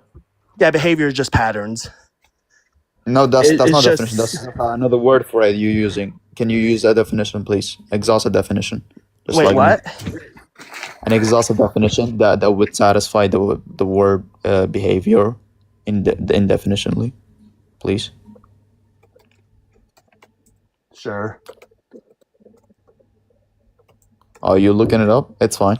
Look it behavior up. means any action or response an organism makes, whether it's something you can see, like talking or moving, or something internal, like thinking or feeling. In psychology, it's defined as the activities an organism performs in response to internal or external stimuli. Right. So let I me agree ask with you that the question definition. that I had. Let me ask you the question that I was going Okay, to go ask on. you. Do you consider So my like definition was right and he's when wrong. you Okay. when I do Sorry, go on. this, do you consider this motion a part of me? Like that makes up That who I am? behavior is a part of you. Okay. So like a That makes finger up is a who you part are. of Yes. me, my butt is a Yes. part of me, my hand is a part of me, and like this is Exactly. also a part of me. That behavior is a part of you. Yes, that makes who you are. Wait. But would you say that Wow. a wave is behavior of water? A wave is behavior of water. Yeah. Yeah, I agree. I agree to that. It's a behavior Yeah. of So water, so and hold on. If you agree it's to a part of that, water. well, hold on. If you agree to that, where's Yes. the emotion? Because part of your definition of behavior was emotion. I'm also So wondering, does God where does behave in It any wasn't way? like you'd have to be honest. It is not only emotion. Like no, you the added that definition that was into your given. Do definition. you think that You No, okay. added God that When into I your behaves defined in that, definition. any way? Does God have just behavior? let me answer. Let me reply to him. Let me reply. Yeah, give me your definition So of behavior again. okay, sure. When I define behavior, I define it in the context of human. That's we were Yeah, talking about and human that's right why now. I was trying to clarify, right? Aha. If So you were, no, you have to be honest, brother. listen. You If you were cannot play these listening, games. no, if you were listening, I said clearly, right? Because when you say human behavior, you're putting a qualifier on it, right? Do you know what human Yes. in this context becomes? It's an adjective. It's describing the type of behavior, right? But I'm not Yes. talking about human behavior. I never asked you the definition of human behavior. I asked you, taking So you're not human being out honest. of it, what is your definition of behavior? I asked you Now specifically your with definition is no different. human in it. Now your definition is different now. Now, so now, No, now your I question. asked you So not definition. specifically. Sorry, I asked now you your question is specifically different. for the definition of behavior Okay, only, good, not good. tied to human. So let me just kind of tie it back and So show what's your your definition? Hold on, dishonesty. give me your definition of I would behavior. give definition. Don't worry. But let me just show your dishonesty first of all. Well, because firstly, like I asked you, is a human behavior a part of human? You said you disagree. You said no, it's a pattern, etc. Then you asked me what is behavior. Then I defined behavior in the context we were talking about human. No, I didn't And ask for that's why human. I asked you for the giving a definition of. definition This I asked you which for the this could be definition satisfies of resolved. human behavior. This behavior. could just be resolved if we get Kratos' definition of behavior. Yeah, what's your definition of behavior? Okay, good. So I would say any movement would be a behavior. So Any God does not movement. have any behavior. So you in the context of God, you have to specify what you mean behavior there, because you clearly Does saw God when my does God have definition any changed when I movement? said no. So but you clearly saw my definition changed when I applied to a human and then when I applied to Right. ocean. Well, Now we're asking what is behavior without any qualifier. Okay, so without any qualifier would not be defined simply. But as I define it was a movement. Okay, and A God never movement would moves. be God never moves. No, So God does not have behavior. God has godly behavior, which is different than the ocean behavior and What material is behavior. okay? So there's a special, different definition of behavior that only applies to God. Yes, exactly. When That seems really you qualify for God, right? Then there would be an addition and a more exhaustive definition for it. But why are we It would be inventing different. new terms for the thing that we're trying to prove? We shouldn't need to do I that. am not inventing no terms. I am being honest with you, I and don't I'm mean you giving you my specifically, just definition. whoever came up with it, because we would have to actually study God to determine that there's a different kind of thing that it behaves in a way that's different than behavior. Like if behavior is X, but then behavior for God is not X, then it's not even behavior. No, so you have to define behavior, therefore, in the context of God. So what do you mean by behavior Well, there? what's different about it? So you said that. Remind No, me what yeah, your I asked you definition a of question. You behavior cannot was. ask me a question in return. That's Tukoko fallacy, please.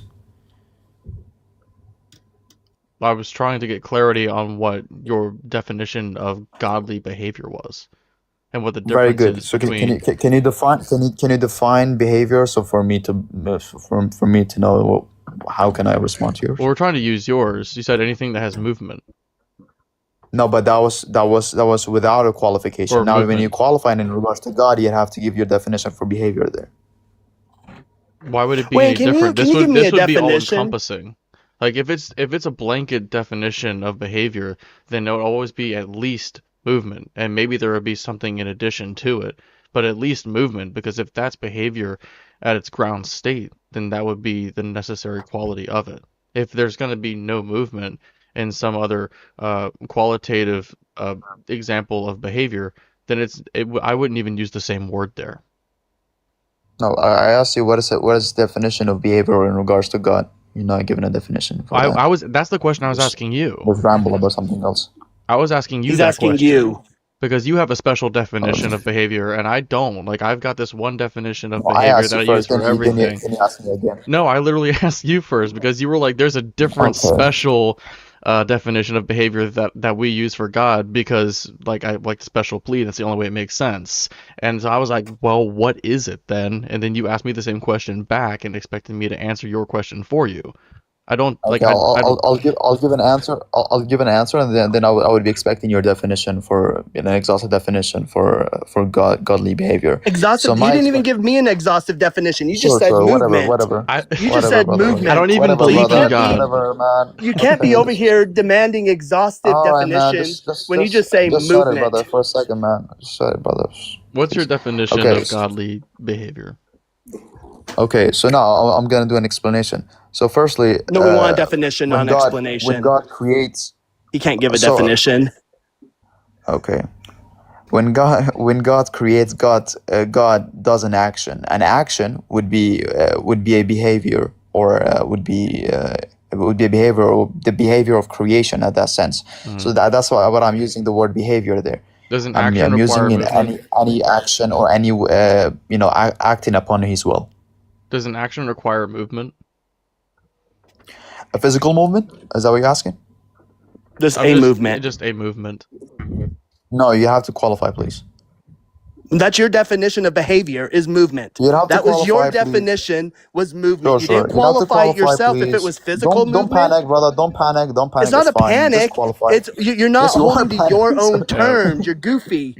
Kratos, I mean, I'm you not should be goofy at consistent all. with your terms. I mean, we're I asking don't you know. for your terms. You define them as such. If you want to like change what you said, that's okay. Like if you would No, want I'm to not rather changing. say that behavior is physical movement, then you could say God moves but not physically, and then it kind of works. Like you could just change your thing to make it fit that way if that's what you're trying to get at. Look, if this guy doesn't start being consistent, Okay. I'm going to open up my whiteboard, and every time he's not consistent, I'm going to draw a Muhammad. Dude, your rhetoric is trash, honestly, with all due respect. Like, honestly, like, if I were you, bro, I would shut my mic, honestly. Anyways, what were you saying again, brother? Brother Lubis? Yeah. So I was saying that you could just go back and Mhm. change your definition of behavior, and that way God could still fit it. God could behave in Mhm. ways and without it contradicting what Mhm. you had said earlier. Like if you were to say behavior, or you could say like God doesn't behave, or like if behavior is physical movement, then you could say God moves, but it's not physical. So he's got this different kind of behavior going on. Beautiful, beautiful. The definition you quoted, didn't it say it's action? Like So behavior you is said is action. action. Well, you said Oh, because you okay. said that action. You said action for God, and then I asked if that was movement. You said not physical movement, but still movement. So like that would work with with the suggestion that I've made to your definition Yes. of behavior. Yes. So there's nothing wrong with it, is it? Well, yeah, I'm just like In my trying to fix definition. it. I'm like trying to fix what you said Yes. for you. So you would say Well, that it's not fixed it. I'll fix it myself. behavior is physical movement. Behavior in regards to God. Just behavior. Behavior in regards to God, you gotta qualify. All right, we're done here. I'm done with the dishonesty. I mean, it's just like a headache, and we got people waiting. Yeah, that was just goofy. Like he wanted to give term. Man, I was excited. I got paint open and everything. I was gonna get ready to start drawing a few I was getting Muhammads. exhausted. You know, I was just like, ugh, I need a refresher. Dave's cool. We had a long conversation, on what was it, Thursday? Yeah, something. Yeah. So Dave is a skeptical Christian. He admits he has no evidence for God. We talked about God's justice last time and whether or not he has it. I think we talked about free will. We talked about all sorts of different shit. So, and you said you had a question, right? You're not trying to like give an argument. You just have a question. Sure. So give me 30 seconds, and I promise any question I ask is a genuine question, but in the moment when I ask it, I'm not asking for an immediate interjection, but I will conclude rather quickly. What is Okay, but for every your... second you go over, I'm drawing a Muhammad. I'm kidding. I'm Right, kidding. right. Okay. Then if you're gonna do that, okay, I gotta extend it to like 40, maybe 50 seconds if you're gonna do all that. Okay. So what is the replacement for the grounding and love that I felt within the Christian community? Instantly, I felt the difference between. I noticed my Christian brothers and sisters show more love and acceptance than my parents, especially in like specifically in Louisiana, the Baton Rouge area. They just showed me so much love. Maybe it's simply Southern hospitality. I don't know. I break down learning that religion has. I'm reading off of something. I break down learning that religion has failed me. I break down learning that religion. I break down learning that secularism fails the world. I break down learning that religion has failed the world. Now what? That's my main question. Now what? Maybe I and many others seek a higher power, seek a moral foundation to stand on. Give me a man, a religion, a country, an ideology that can replace that, and I will eat it up like a starving man. Where do we go when Just to clarify, your question is like, truth? what is And the so closest... it sounds almost like you're asking, and yeah, almost you're having an Sure. existential crisis, and you're asking like an existential fulfillment type of question. Am I kind of right there, or is it not quite that? Is Let me think for a moment here. is like the Let priority me your think about that. fulfillment? Let me think about that for a moment. Okay. It's not just fulfillment, because that's a good point. That's a really good point. But it's not fulfillment. It's not fulfillment. Now, And then I have a quick question too. Whenever it's open. so like No. Go ahead and whatever. ask it. Go ahead and ask it now. So Ask your- I'll ask your Well, go after I'll your let you and questions. Lobes have your little discussion here real Okay. quick, and then I'll ask. What I wanted to No, say no. is, regardless of what specifically you're talking about, because it seems like you're kind of speaking from the heart before you're speaking from the mind about this, and you're it's almost like you're openly thinking with your soul, so to speak, like quote unquote, without Yeah, being for sure, for academic. sure. So you're just asking a general question, regardless of what the answer is from me. I can only tell you what's worked for me because you're asking a philosophical question, something that's like personal to an individual.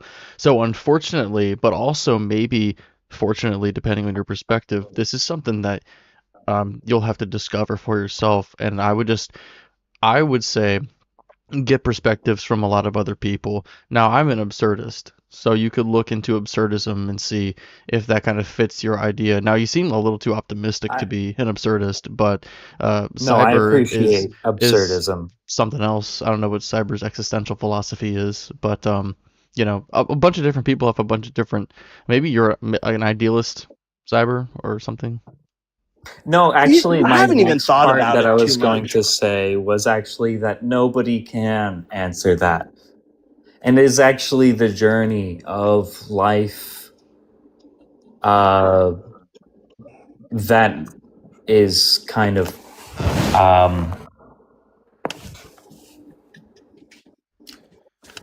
yeah. I don't think anybody can answer that. And it is kind of a journey of the individual person Yeah, it's And- something to that answer you've that gotta. question. And I think that religion isn't about like proving something. It's about faith. It's a lot of cope for various needs that we have, right? You want the purpose, you want the immortality, you want to ground your morals as if they're objective. Right, and that's why my it's main kind of question like is now it's kind of what? like a lazy way out. Camus No, would no, say no, no, it's yeah, no. Sure, Camus would sure, say sure. But it's that's why my main philosophical. question is now what? Is now what? Yeah, well now your Yeah, journey begins, that's my my main friend. question is now what? Well, Be my inquisitive and think critically, and I guess Cyber has something he's been dying to say. yeah. Go So ahead. you mentioned, and maybe I misheard.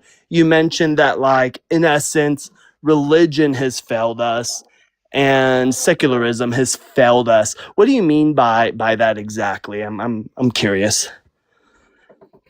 Do you disagree with either of those? It just depends on what you mean. Like, I don't think secularism has failed, but it's going to depend on what you mean. So Maybe I'm like just clear what you mean by maybe that. like scientific endeavors don't have a full picture yet, and like we want the answers now. I think that using religion skips to the end. Like I need the answers now. Well, I'm I gonna make them up. certainly You know what I don't mean? want. I certainly don't want whatever is replacing religion to be. I don't ever want to have kids. I'll say this now. I don't ever want to have kids. But if I did, I wouldn't want them to grow up on whatever slush is funneling. Like, what, But do what do you you? mean by secularism has failed? Because from I my don't point know of quite how to put it, but like I don't want my kids' morals to be based off of like pop culture and Nicki Minaj. Oh, that's not well, all of secularism. So secularism is just not considering a god in your thinking. I absolutely agree with you on that. I just would argue that maybe the most popular secular creators are big booty like people and I mean, well, and like people who disrespect big booty people. I mean, Like it's sex either sells, somebody is you know. got a big booty and they want to show it off, or it's somebody disrespects somebody with a big booty. It's just like I'm really, really, really, really, really simplifying American culture, but it is American but culture. that's not. But that's not It's like- secularism, though, right? Because well, hold on. No, Because a I lot of agree with these- you. I agree with you. Yeah, because a lot of these individuals will still what believe in like a. Is the replacement for morality? Yeah, so well, it depends, right? And somebody that you might actually enjoy having this debate with, if you haven't already, would be allegedly Ian. But like, so one thing that Lobes He's and so I, mean. He's so mean though. Oh, well, it if you just go in there and depends. you're humble, if you go in there and you're like legit humble, he'll talk with you, and he loves talking about virtue ethics. Okay, I'll give him a chance. I'll give him a chance. No, But he like would be next to my Alexei. view, He might yeah. let me in. He's kind of big. He might let me in. It seems like booty. as of late, like all of daytime TikTok has been kind of struggling to get guests, and there's been a few times when he's been like, I gotta talk because there's nobody in the guest box. But no, what I would say for moral zone, this is someplace where Lobes and I disagree with. I'm a moral realist. I hold to Ian's view. I think Contest has some good points. Lobes is one of them filthy freaking subjectivists. Mhm. And so let's say we take Loeb's idea, right? Let's say I agree with Loeb's situation that we run into, especially when people hold to like divine command theory, right? Well, it's the case that if they truly hold that God truly does give the moral law, well, then all you have to ask them is, if God was to come to you today and say, hey, I need you to go to the NICU and unalive all the children. And we have scriptural basis for this happening, right? And if they say no, which most of them will, well, they don't hold to God's morals either, right? They're subjectivists. They don't hold to God's morals. But if they say yes, well, then you'd be like, well, you're disgusting, and that's the absurdity within the Bible. They're at least consistent if they say yes, you know. But they are consistent. But what we run into is that Which is why I'm not a fundamentalist. yeah. But what we run into, what we find, and back Fuck yeah. Fuck yeah. but back when I believed and I held that morals were subjective, it's one of those things where like, well, at one point in time, slavery, people that believed that slavery was okay. Well, slavery was okay as long as they were allowed to enslave other people. But as soon as the tides got changed and all of a sudden they were One-sided. finding themselves enslaved, well, all of a sudden slavery wasn't okay anymore. And then they started to push against it because all of a sudden they could be affected by the very thing they supported.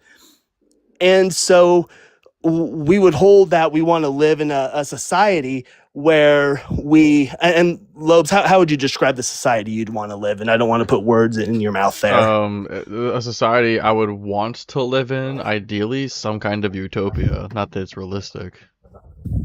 Yeah, where these things are gone.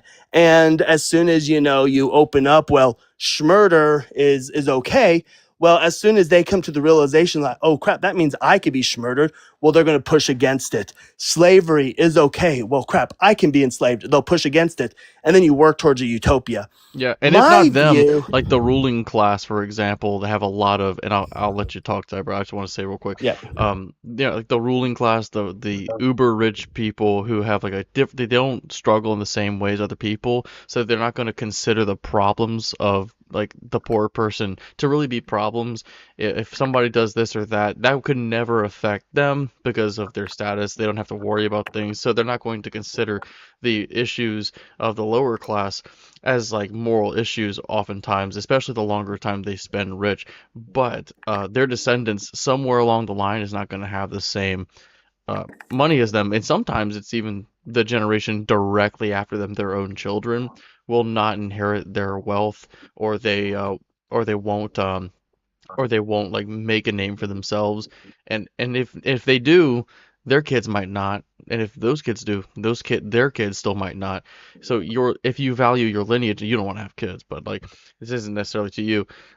If you want your descendants to prosper and you don't want your descendants to be enslaved or live in a society where sometimes you might get killed or like raped or something, then these are things that you have to consider, right? If you don't want your kids to be eaten as infants by billionaires on an island somewhere, then maybe you shouldn't participate in that now because you're taking you're endorsing it, right?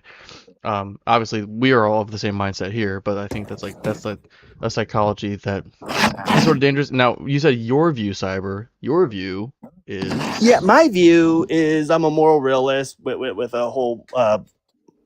I think Kant gives a awesome argument for this. And in short, essentially what it is that in order for us to take any actions as rational agents, one, you have to be able to evaluate yourself. You have to have self-respect. You have to be able to evaluate yourself. Well, in order to properly evaluate yourself, you have to be able to evaluate situations outside of yourself in order to be rational. So if I'm going to hold that I have the agency and the freedom of well-being to achieve my goals, well, in order for me to continue to be rational and not have a self-contradictory view, I must also extend that to other people. And if I don't, then I have a contradiction in my worldview. Contradictions are false. So thus my view is wrong. With this, Schmurder is wrong because Schmurder infringes upon somebody's freedom of well-being. Slavery infringes upon freedom of well-being to achieve goals, so on and so forth. So people can do whatever they want as long as they're not utilizing their freedom of well-being as an agent to infringe upon somebody else's freedom and well-being. I agree with that last part. I just got a little bit lost with the long-winded response. wordy. I That's did. That's a short version. One thing. I did latch on to one thing, which is you go to the NICU and you unalive all the children, and you said something about God and religion. I just want you to maybe I don't necessarily know if there was anything I could latch on to as strongly as that. You're So talking maybe about can you clarify that point a little bit more? Actually, I'll let you do it, Cyber. It was your thing. You go ahead. Yeah, so the Bible, for example, has plenty of situations in which God is commanding the unaliving of children, right? Specifically naming children, right?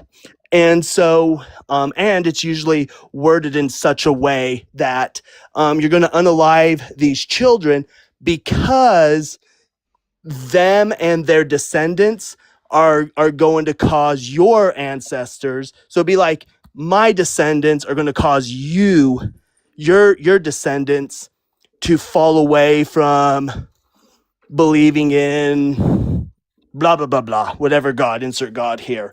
And so God is saying, in order to prevent my descendants from doing this to your descendants, you need to unalive me to prevent that from happening. God gives that. So the scenario you would then give, because we have biblical backing for this, is that it could be the case where God tells you, hey, you need to go unalive Cyber, because if you don't, his descendants are going to lead your descendants astray. So go unalive him. In fact, do it to his whole family, even his kids. His kids can't even survive. And if you're a divine command theorist, meaning that God's law is objective because God said it, just by the mere fact of God saying it, that's divine command theory. You would be bound to do it.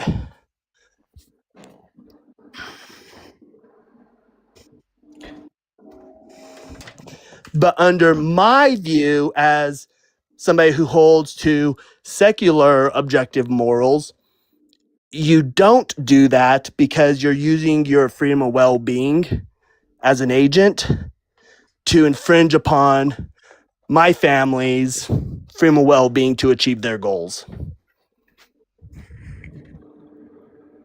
Give me a moment to respond. Okay. I'm basically, I guess I'm. Don't worry, my brain My makes that noise original sometimes argument too. was maybe that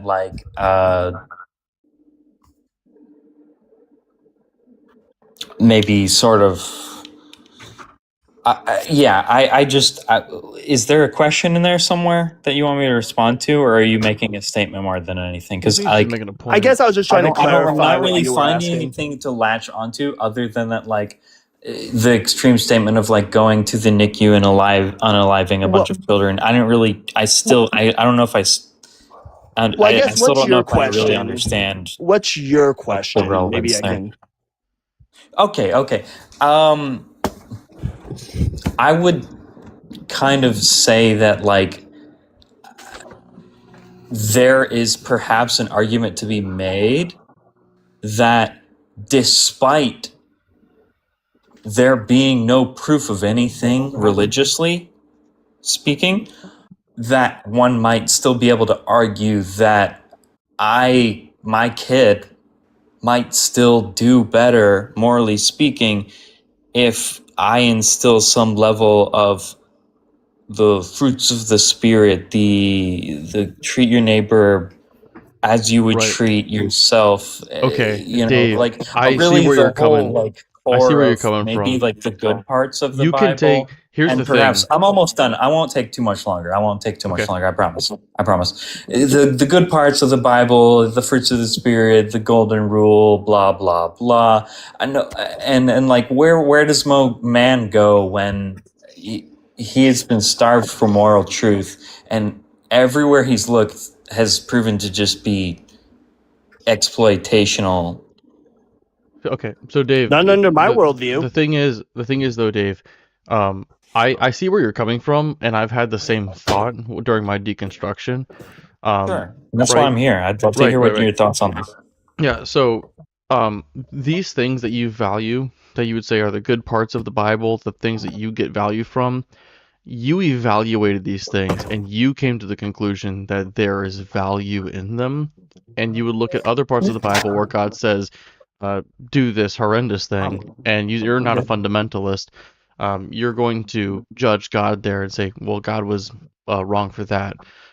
Obviously, you shouldn't go Or at around the very and least, I unalive, won't understand it. or at But least yes, or whatever, I you know, definitely you're going, disagree it's going to with give you killing pause. Isaac's son. Yes, You're going I to like, agree with you this there. is not consistent with the idea of God that I have, right? So, Or Isaac.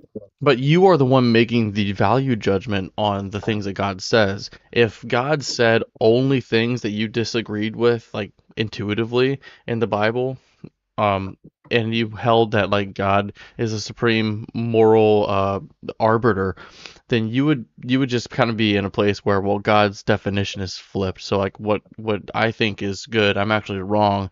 But now from my perspective, evil, it just means good.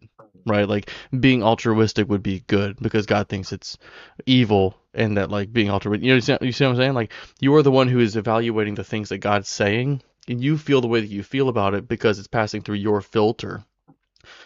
You are looking at what God says, and and you can't help but feel the way that you feel about it. You can still teach these values to your like children. You don't want children, but you can still teach these values to people, or express them to people and say, this is my stance. And you would just have to look a little bit deeper with some introspection as to why you feel the way that you feel, or justify why you think it's right if you're trying to cling on to something that's like objective.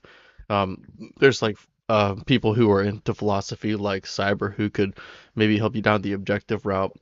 But I would say that these are just value judgments that you have, and I think that all that you can really do is unpack why you feel the way that you feel, why you value them, and get to the core of what your values really are. I think you'll find that they're not grounded in God.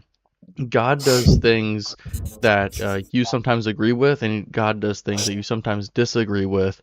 But if you had to point out an evil God, you wouldn't. You would be able to do it, right? You wouldn't just say, "Well, God is by definition good, so there's no such thing as an evil God."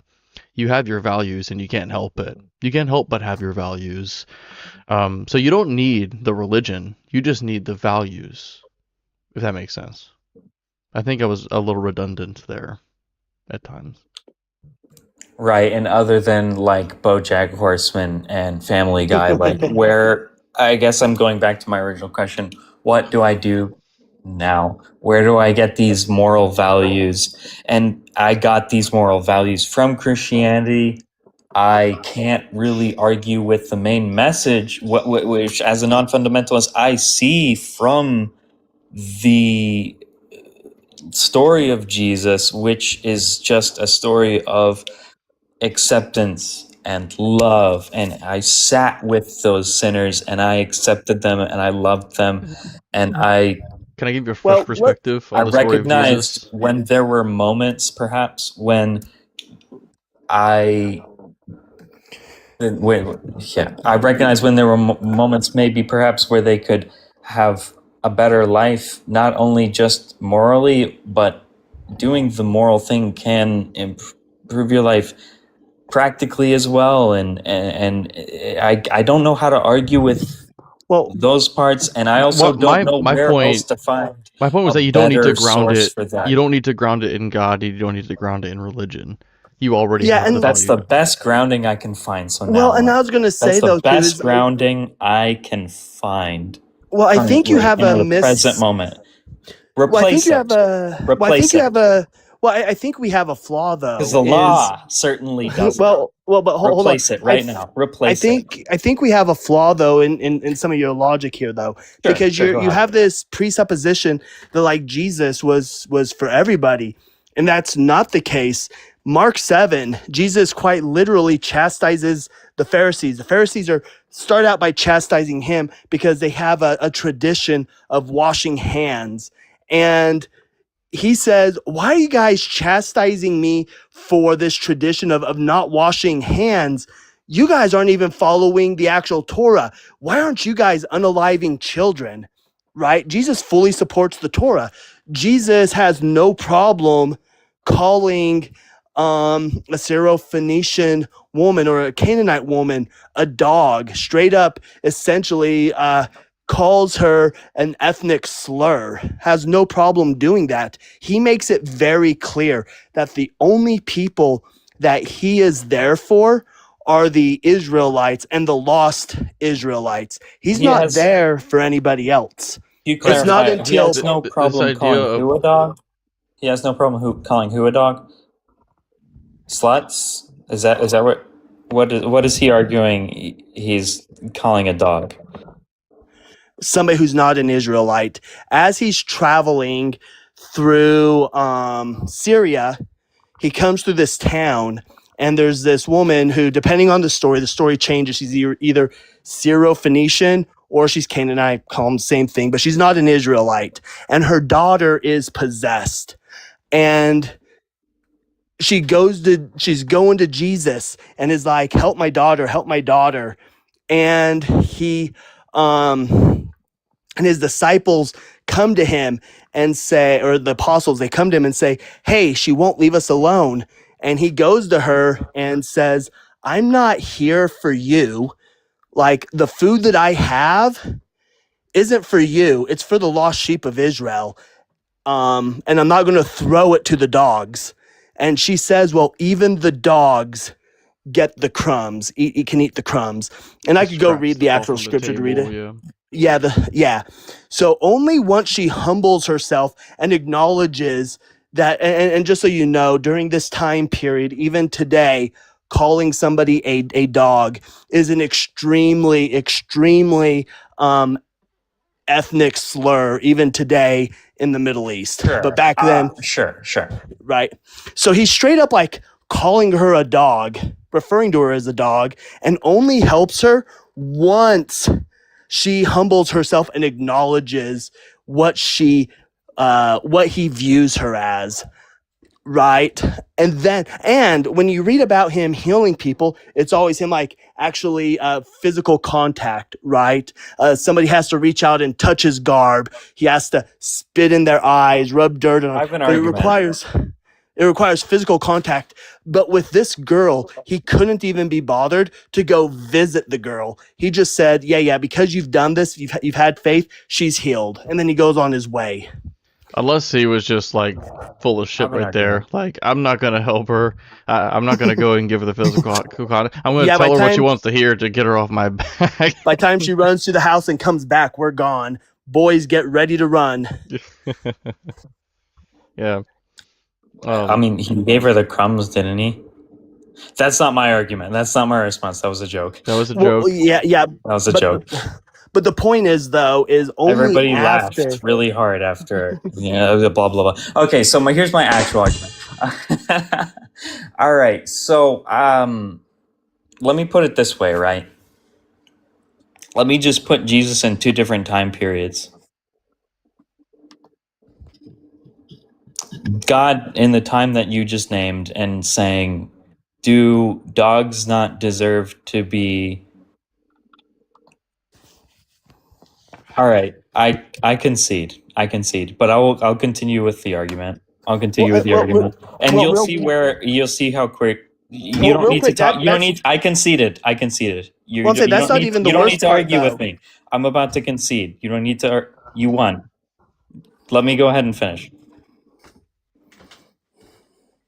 You won. So I don't know how to respond to this because my initial argument before I realized the flaw is like Jesus in that time versus Jesus in the time of slavery would maybe the Jesus that I want to exist would say in the time of slavery, why would you not treat a slave as a person?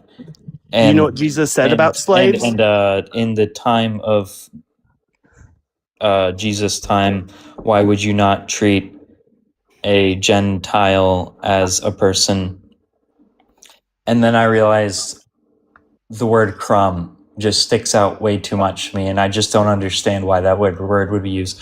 Oh wait, okay. I can recover from this still though, because it's what is the original Hebrew translation though? It's Greek. Because my argument with It's in Greek. I really I'm gonna make a big. This is just like I don't know how I can really argue this with any kind of. I don't know what the original Hebrew definition. I don't know Hebrew. It's Greek. I think you probably might have a really good point here, and so I'll just say like the argument about crumb, just the word crumb, it just sucks. It just sucks. The word crumb sucks. It just really sucks a lot. Wait till you hear what he says about slavery. Argument to defeat it. The only way I could possibly justify it is that there is possibly some sort of misinterpretation to have led to us to this point, and it wouldn't be the first time because the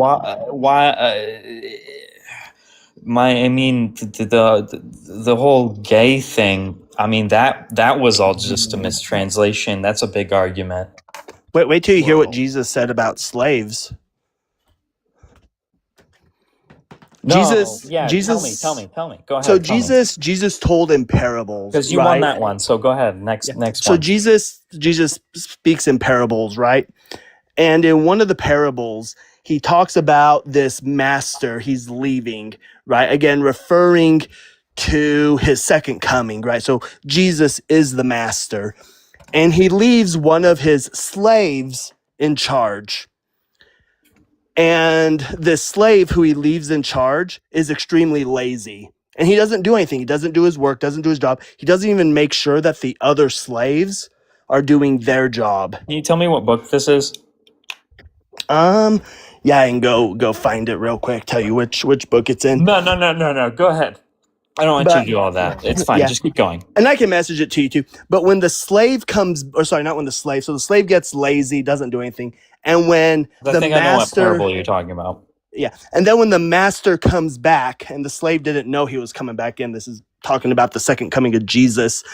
Not only does the master recognize that the slave was lazy and he punishes the slave harshly, but he looks at the other slaves who were because the other slaves were still doing what they were supposed to, but they get punished as well, just not as harshly. So Jesus doesn't give any talk about ending slavery. In fact, what you're talking about is the argument. Oh, I'm sorry, I thought you were done. But I'm saying Jesus doesn't say anything about ending slavery. He doesn't even hint at ending slavery. In fact, he reinforces slavery by using it in parables. I don't know if Jesus ever used the word slavery. Can you provide a Bible verse where Jesus talked about slavery? Yeah, you'll have to go to the book that you were referencing, Cyber, I guess, because this is a parable that's in the Bible. I think it's Matthew, but I can talk about the parable itself. This is a parable about Sunday he only school addressed it. enforced He only addressed it to my Sunday knowledge school in knowledge. He's parables. coming in right now. So my enforced Sunday school knowledge would tell me that this is all about investing, and No, that this isn't. there's This one isn't that person one. No, who this isn't. This invests, isn't that one. That's another. That's and another there's parable another. where Jesus Okay, uses well slave. let's dive into the actual verses then, because I don't know what you're talking about. Yeah, I'm looking for it now. Sure, go ahead. I'll be chill.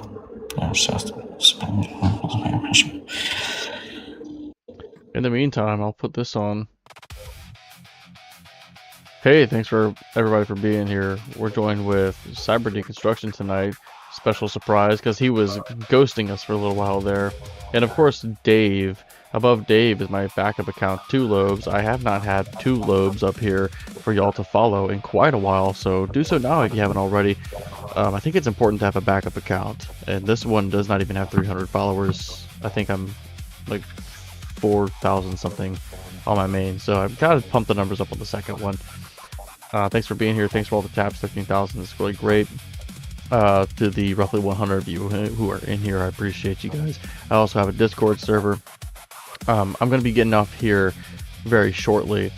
And thank you guys for not filling up that meter below me, because you all know that if I get that meter filled, then I will sing to you. So you guys are heating the warning perfectly well. Good on you. Yeah, you guys better go follow Two Lobes, because if I'm following them, you might as well, because where else are you going to see these woke these Satanists get disproven by the law of the Bible and God's. I can't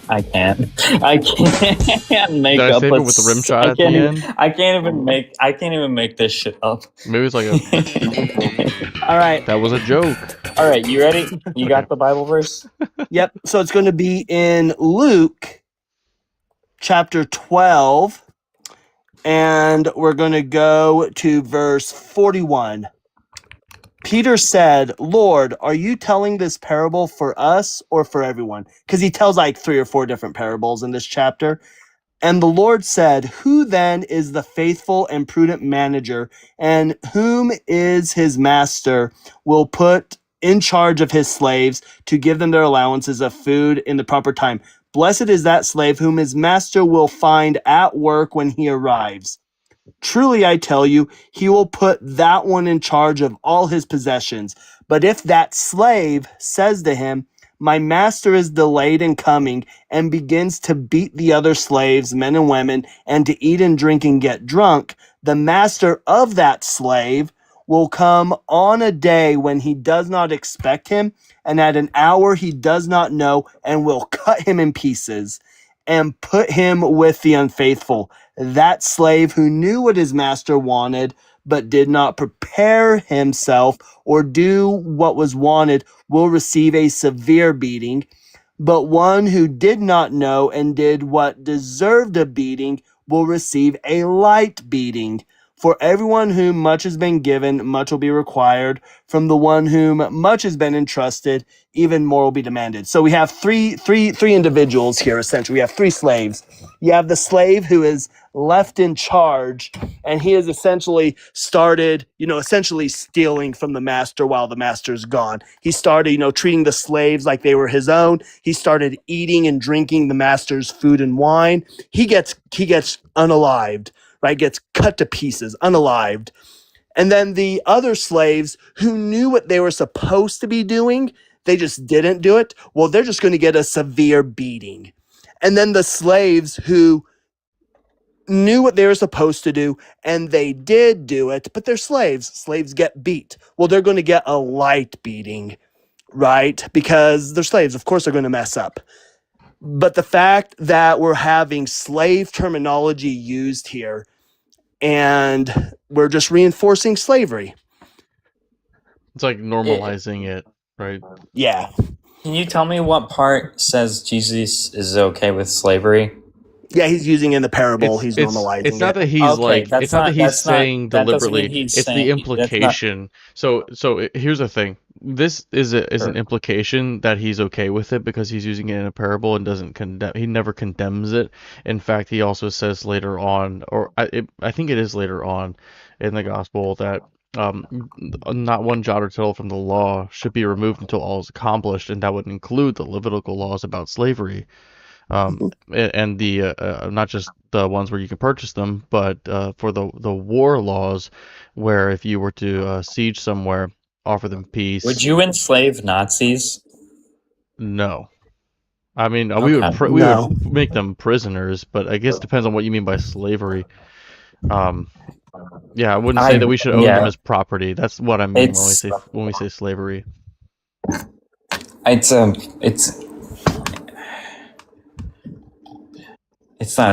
certainly a thought. It's not necessarily my argument, but it's a thought that came to mind. If Jesus is Yeah. God and God is okay with slavery, then by proxy, or not even just by proxy, but by the transit of property, Jesus is okay with slavery. Mm-hmm. I Well, mean, let me I ask guess you. I'm thinking less like a prisoner. I'm thinking less like a slave and more like a prisoner of war who, in the meantime, if they are willing, will complete tasks that benefit society as a whole.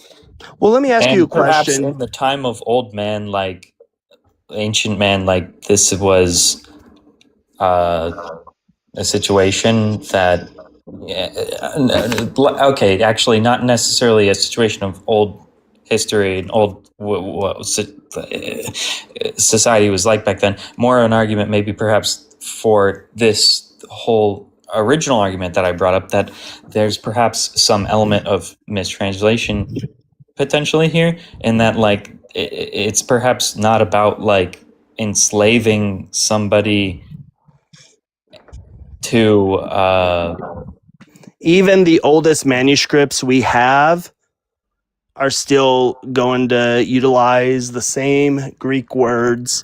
and rather more of like a prisoner of war. No, that's not what that talks about.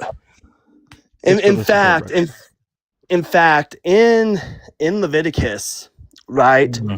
In Leviticus, when we're talking about slavery, it mentions, we go through this whole section where we're talking about the year of Jubilee.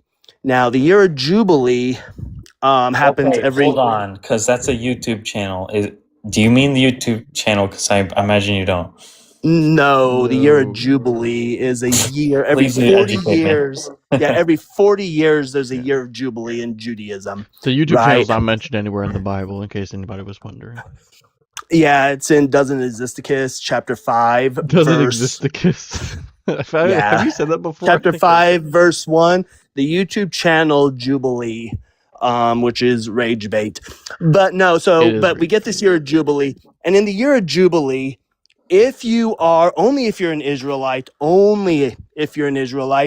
if you are what's called a sahir, the Hebrew word is sahir, its semantic range is hired or bound laborer. So this is your, so this isn't a chattel slave. This is somebody who went into a contract to be a servant, to pay off debt. And we know this because we get the year of Jubilee, and then essentially it says, hey, if you're an Israelite and you fall into hard times, go ahead and sell your property. The year of Jubilee, you get your property back. But let's say you've sold your property and you're still struggling. Well, then you're going to go to another Israelite, or you can do a Gentile, but preferably an Israelite, and you're going to take out a loan. But let's say you've sold your property, you've taken this loan, and you're still struggling. Well, then you're going to become a sahir, and you're going to sell yourself as a hired or bound laborer. However, you are not to be traded, sold, or treated as aveds, as slaves are treated, because I brought you out of Egypt, and you're already going through that crap when you're in Egypt. So Israelites are not to be sold, traded, or treated as aveds, which is the Hebrew word for slave. However, as for the Aveds, as for the slaves, whom you may have, these are to come from the nations around you. These you may treat as slaves. These you may pass down to your descendants forever. And then it harkens back. But again, remember, as for your fellow Israelites, you may not treat them harshly. So just hearkening back to their sahirs, you cannot treat them as Aveds.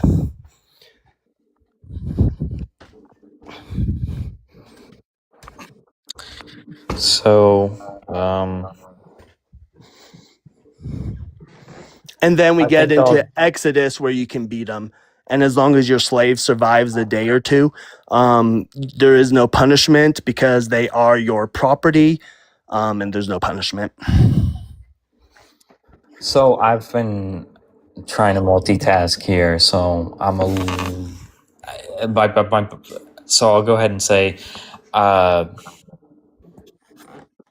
yeah, I'm aware of that Levitical passage, and in the meantime, I was trying to look for answers, and I'll just say, I gotta learn more about this particular area where, okay, I guess it was Luke 12 where this is brought up, where I just really am just gonna have to and my original point being like, considering that my original point was that you can perhaps maybe get better morality from the Bible than from Nicki Minaj. Well, I never heard Nicki Minaj argue for slavery, and so for at this point, when I don't, Who's getting their morals from Nicki Minaj? I'm conceding, so you don't have to. Well, hold on though. You don't have to cut me off. You don't have to cut me off. No, I am because you don't keep, have to. Sure. Yeah, because you keep jumping to like it's getting just morals from. It's just what the kids listen to. What am I wrong? It's just what the kids listen to. No, what you do is they gonna like, learn example, from BoJack Horseman. What are my kids learning from BoJack Horseman? What do you not Chris Pratt? Do you not observe what your children? Oh, wait, Chris Pratt's a Christian. Wait, I agree with everything Chris Pratt says. Wait, He's a Christian. Do you not monitor what your children watch until it's age appropriate? That's not my argument at all. Well, but your argument is that somehow you're tying like BoJack and all this to being secular. And that's not the argument, right? Because it could be the case. Not saying it is, because I don't know much about the creators of like BoJack or much about the religion of Nicki Minaj. But it could be the case that they could be Christian, in which case then we'd be following not under secular ethics. It'd still fall under somewhat of Christian ethics because it'd be coming from Christians. But no, what we're saying, right, is first of all, you should be monitoring what your children are watching, and make sure they're like watching age appropriate things. Like make sure you're monitoring your children's devices if they're allowed to have them, right? And make sure they're watching age appropriate things, right? And what you can do is, if you are secular, or sorry, not secular, if you hold to subjective morals, right, you could teach a variant of a golden rule and just instill that in your children, right? And things that are secular, like just because something is secular doesn't mean that it's grouped into what you want to show your kids. Like if you're saying like I want to keep it secular, that doesn't mean you have to give them everything that's secular. You can be like, we're not gonna get our morals from freaking Nicki Minaj. That's insane. We should get our morals from a different secular source. And my kids aren't gonna watch BoJack Horseman until they're at least like, I don't know, a teenager, right? Maybe 12. I don't know. But like, you have a point there. Yeah, like it's not all encompassing. And in like different, even Christians will be like, I'm not going to show my kids this Christian source because it gets my interpretation of the Bible wrong, or it's like not my denomination. It teaches this or that, and we believe in this other thing. So it's obviously not.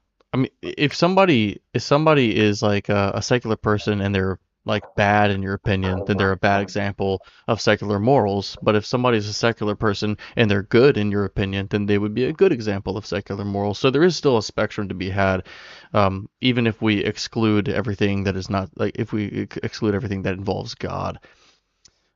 Dave, I'm gonna call it a night, but I really enjoyed talking with you, and I want to talk with you some more. I'm glad that you're in the Discord.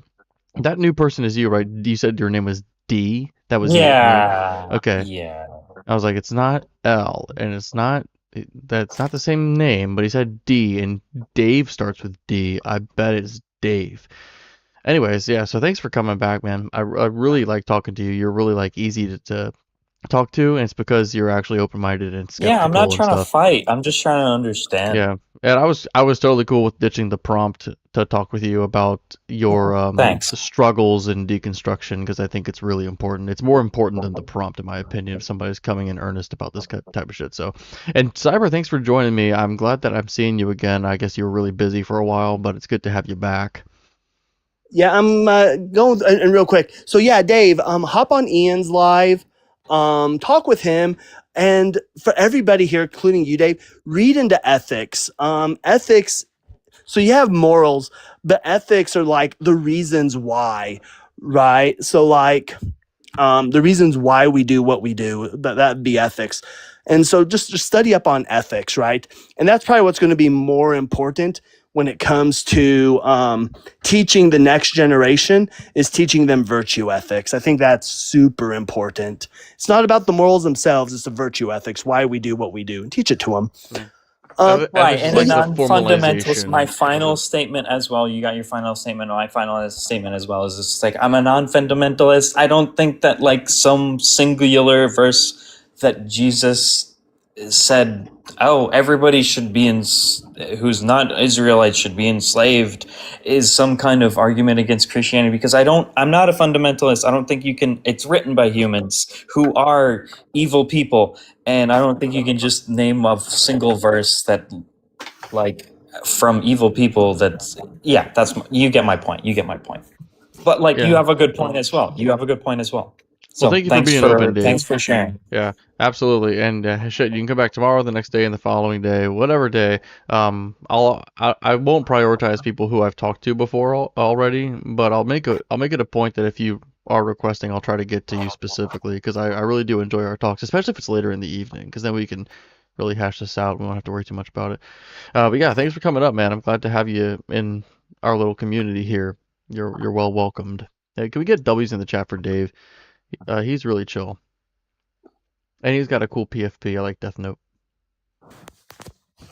Was that from Death Note? That's L. I don't know why I didn't know that. It was like a little cutesy version of L. Yeah, that was L. Yeah. And guys, if you're not following Cyber Deconstruction, follow Cyber Deconstruction for fuck's sake. Because he's been doing this a long time. He's very well spoken. He's got his philosophy pretty well thought out, and he's open to change it. You know, if you can give him valid reasons. If you want to debate him, hey, dude, you don't even. I know you started your lives again, but you haven't really been consistent, right? Are you going to try to keep that going, or are you not going to be doing that right now? You know, so you know who Scientific Snitch is? Yeah. So, when I was on Dalton's live earlier, Ella, Scientific Snitch, she came up and was sharing some of the struggles she's currently having right now. And, it's one of those things where about a year ago, I was going live regularly. About a year ago, due to my mental health reasons, relationship reasons, a few other things, I decided to take a break. And it's one of those things where the nice thing about being on a break is I can hop on lives and do stuff. And I have Justin, I have you, I have Doll, I have a great support network of friends who brings me up. And don't get me wrong, I want to go live. Like I want to start going live again. But at the same time, it's like, man, it's nice to not go live anymore and just It's hard go to live get whenever into I the want. routine. It's easy to keep the routine Yeah, going. It's hard to start it. Yeah. Yeah. But guys, make sure you're following him regardless of whether maybe he'll never go live again, but follow him regardless because you want to follow him wherever he's going. He's got good arguments. He's got good listening skills, except when he interrupts. But we love him for it. Also, like if he ever drops off the face of the earth, I'll just pick up the mantle.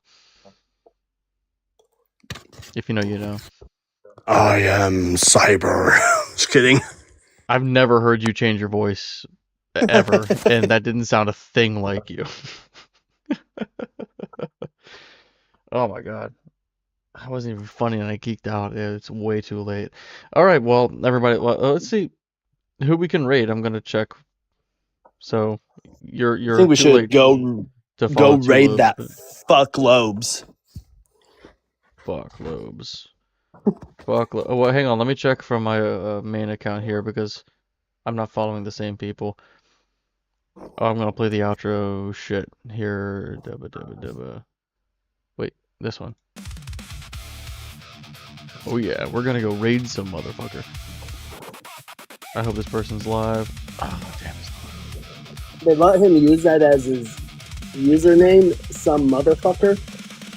Some motherfucker. Nah. Well, somebody who's really entertaining is live, and we raid her a lot because she's just on late, but of course we can go raid Born Again Atheist. Very entertaining shit. Boom is great. If you're in the mood to laugh, but also stay on topic with this God type shit, then definitely the place to be. Very fun environment, and I'll see you guys over there.